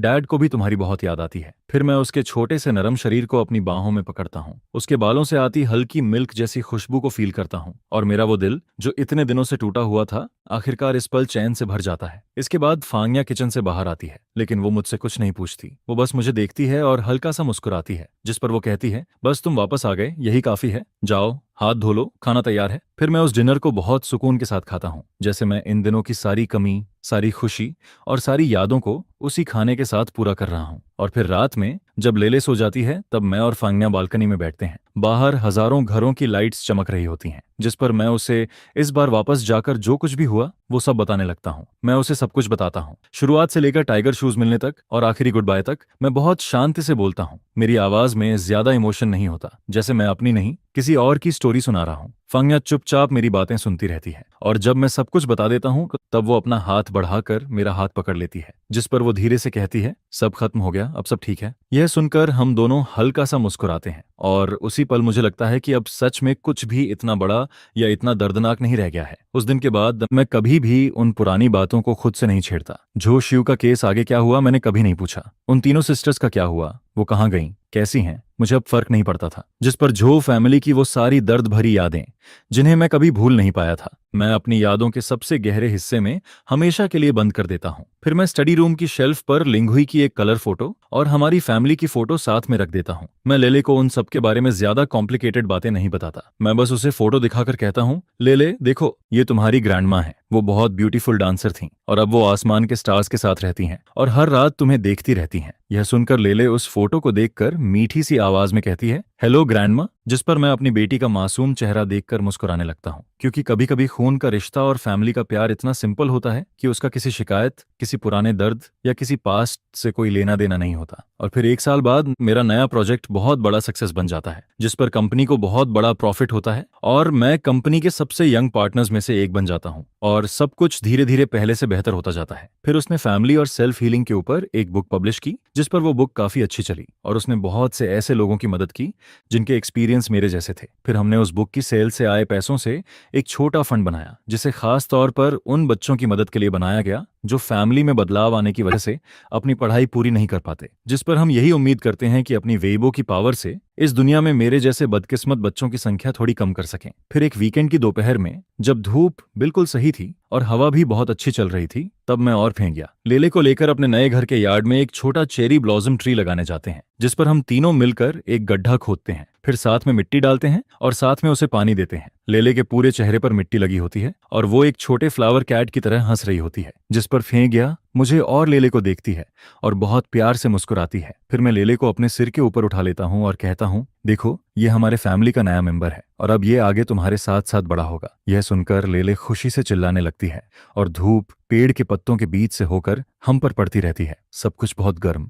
बहुत सुकून भरा और बहुत अच्छा लग रहा होता है, जिस पर मैं अपनी वाइफ के चेहरे की उस नरम मुस्कान को देखता हूँ, फिर अपनी बेटी की चमकती हुई स्माइल को देखता हूँ, और फिर उस घर को देखता हूँ जिसे हमने अपने हाथों से बनाया है। एक ऐसा होम जो प्यार और उम्मीद से भरा हुआ है, जिस पर मेरे दिल में एक अजीब सी शांति उतरती जाती है। मेरी जिंदगी के पहले हिस्से का सारा तूफान, सारी उलझनें और सारी विशेष अब मुझे किसी दूर के ड्रीम की तरह लगती हैं, जैसे वो सब बहुत पहले हुआ था और अब मैं उस ड्रीम से जाग चुका हूँ। मैंने अपनी जड़ें ढूंढ ली हैं और अपने पास्ट को हमेशा के लिए दफना दिया है। मैंने आखिरकार अपनी जिंदगी पाली है। अब मैं वो बेचारा एटीएम नहीं हूँ जो अपनी पुरानी फैमिली से बंधा हुआ था, और ना ही वो अकेला बच्चा जो झूठ और गिल्ट के बीच जी रहा था। मैं झो रान हूँ, फेंगिया का हस्बैंड, लेले का फादर, और एक नया, पूरा और आजाद इंसान, जिस पर धूप बिल्कुल सही होती है। और आखिरकार मैं अपने घर वापस आ जाता हूँ।